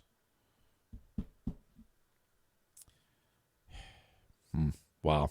Anyway, with that being said, I'd like to point out that the Eric Zane Show podcast would like to remind you that this is a work of fiction. Names, characters, places, and incidents are either products of my mind or used fictitiously. Any resemblance to actual events, locales, or persons living or dead is entirely coincidental, people. This all stems from Free Beer getting a half-sleeve tattoo. Yes! This is going to be fantastic. Please let it be that this happens. Obviously, still a lot of people share audience. I think it was Chris or Linda who said that Kelly Cheese said it would look sexy on him. Yes, Linda said Kelly Cheese told him it would look sexy.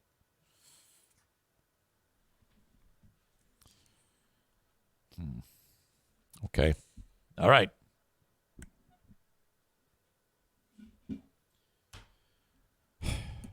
Well, that's good news. Hopefully that'll work out in our favor. Thank you to the Grand Rapids Gold. There's basketball Saturday. Get your tickets at the Grand Rapids Gold website. Search Grand Rapids Gold, and away you go. Get your tickets. There's no easy way for me to tell you where their website is.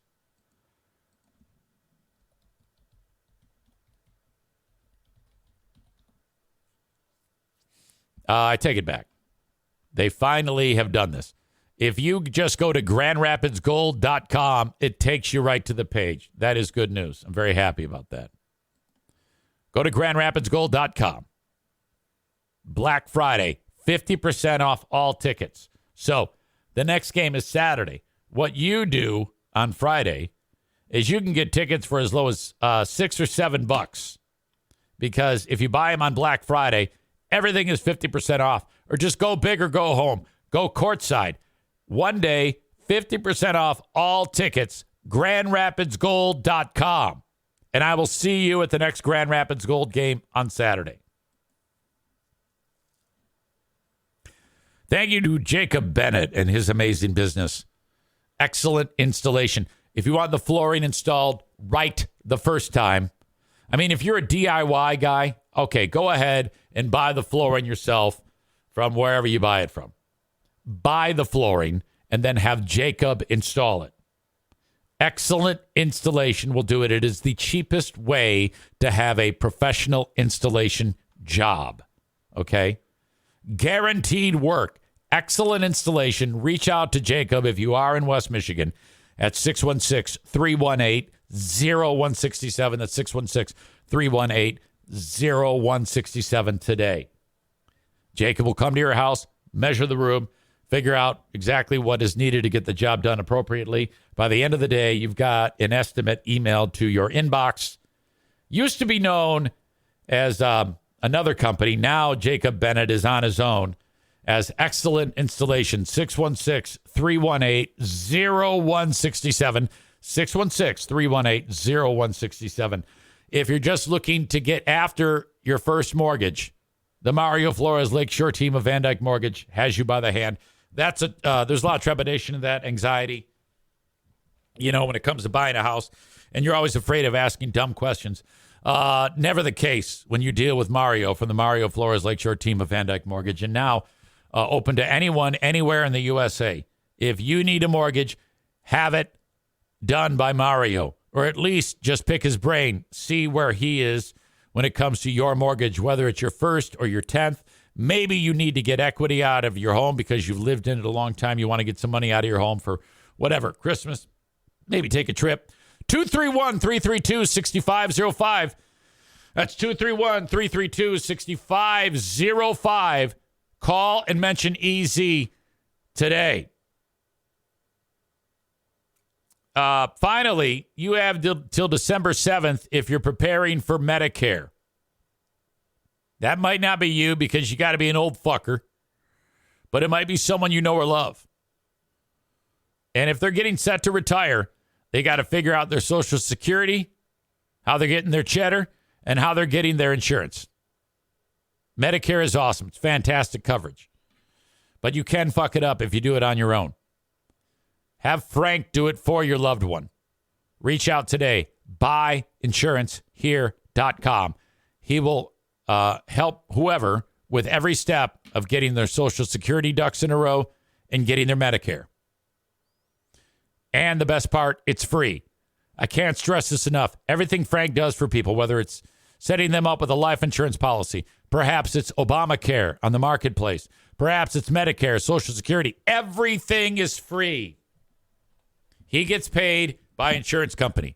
That is the life of an independent insurance agent / broker. Try to differentiate, set themselves out from the pack because there's several of them that exist. I swear by Frank Fuss. Anything I need concerning Obamacare, he takes care of it.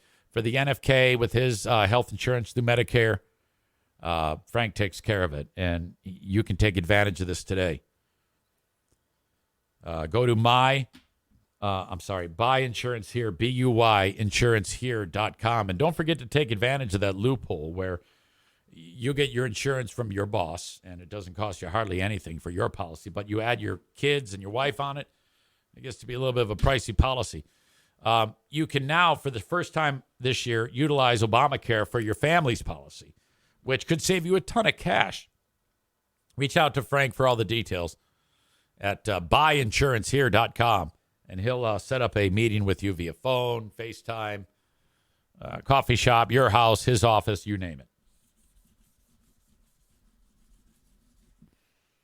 All right. My work is done here.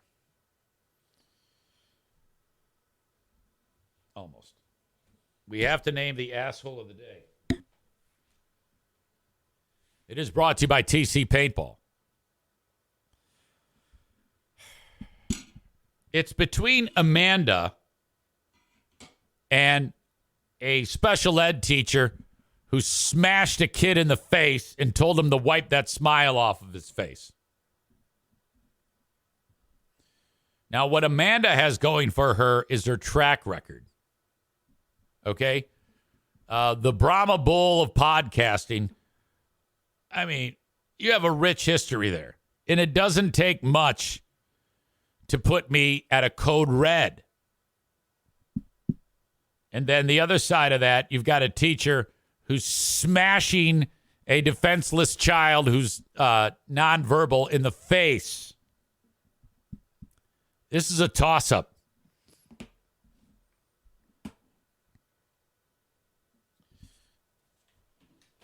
I might have to do heads or tails. Heads, it's teacher. Heads, teacher. Tails, Amanda. Remember, I said heads, teacher, tails, Amanda. Let me do that again. Heads, teacher, tails, Amanda. It's head. Heads. That means I'll make it Amanda anyway. I vetoed the coin toss. The asshole of the day is Amanda. Congratulations. Happy Thanksgiving. Godspeed to the mire by your house. And that's going to do it for the Eric Zane Show podcast. All right. I'll talk to you on the Patreon. Till next time, have a good one. Bye-bye.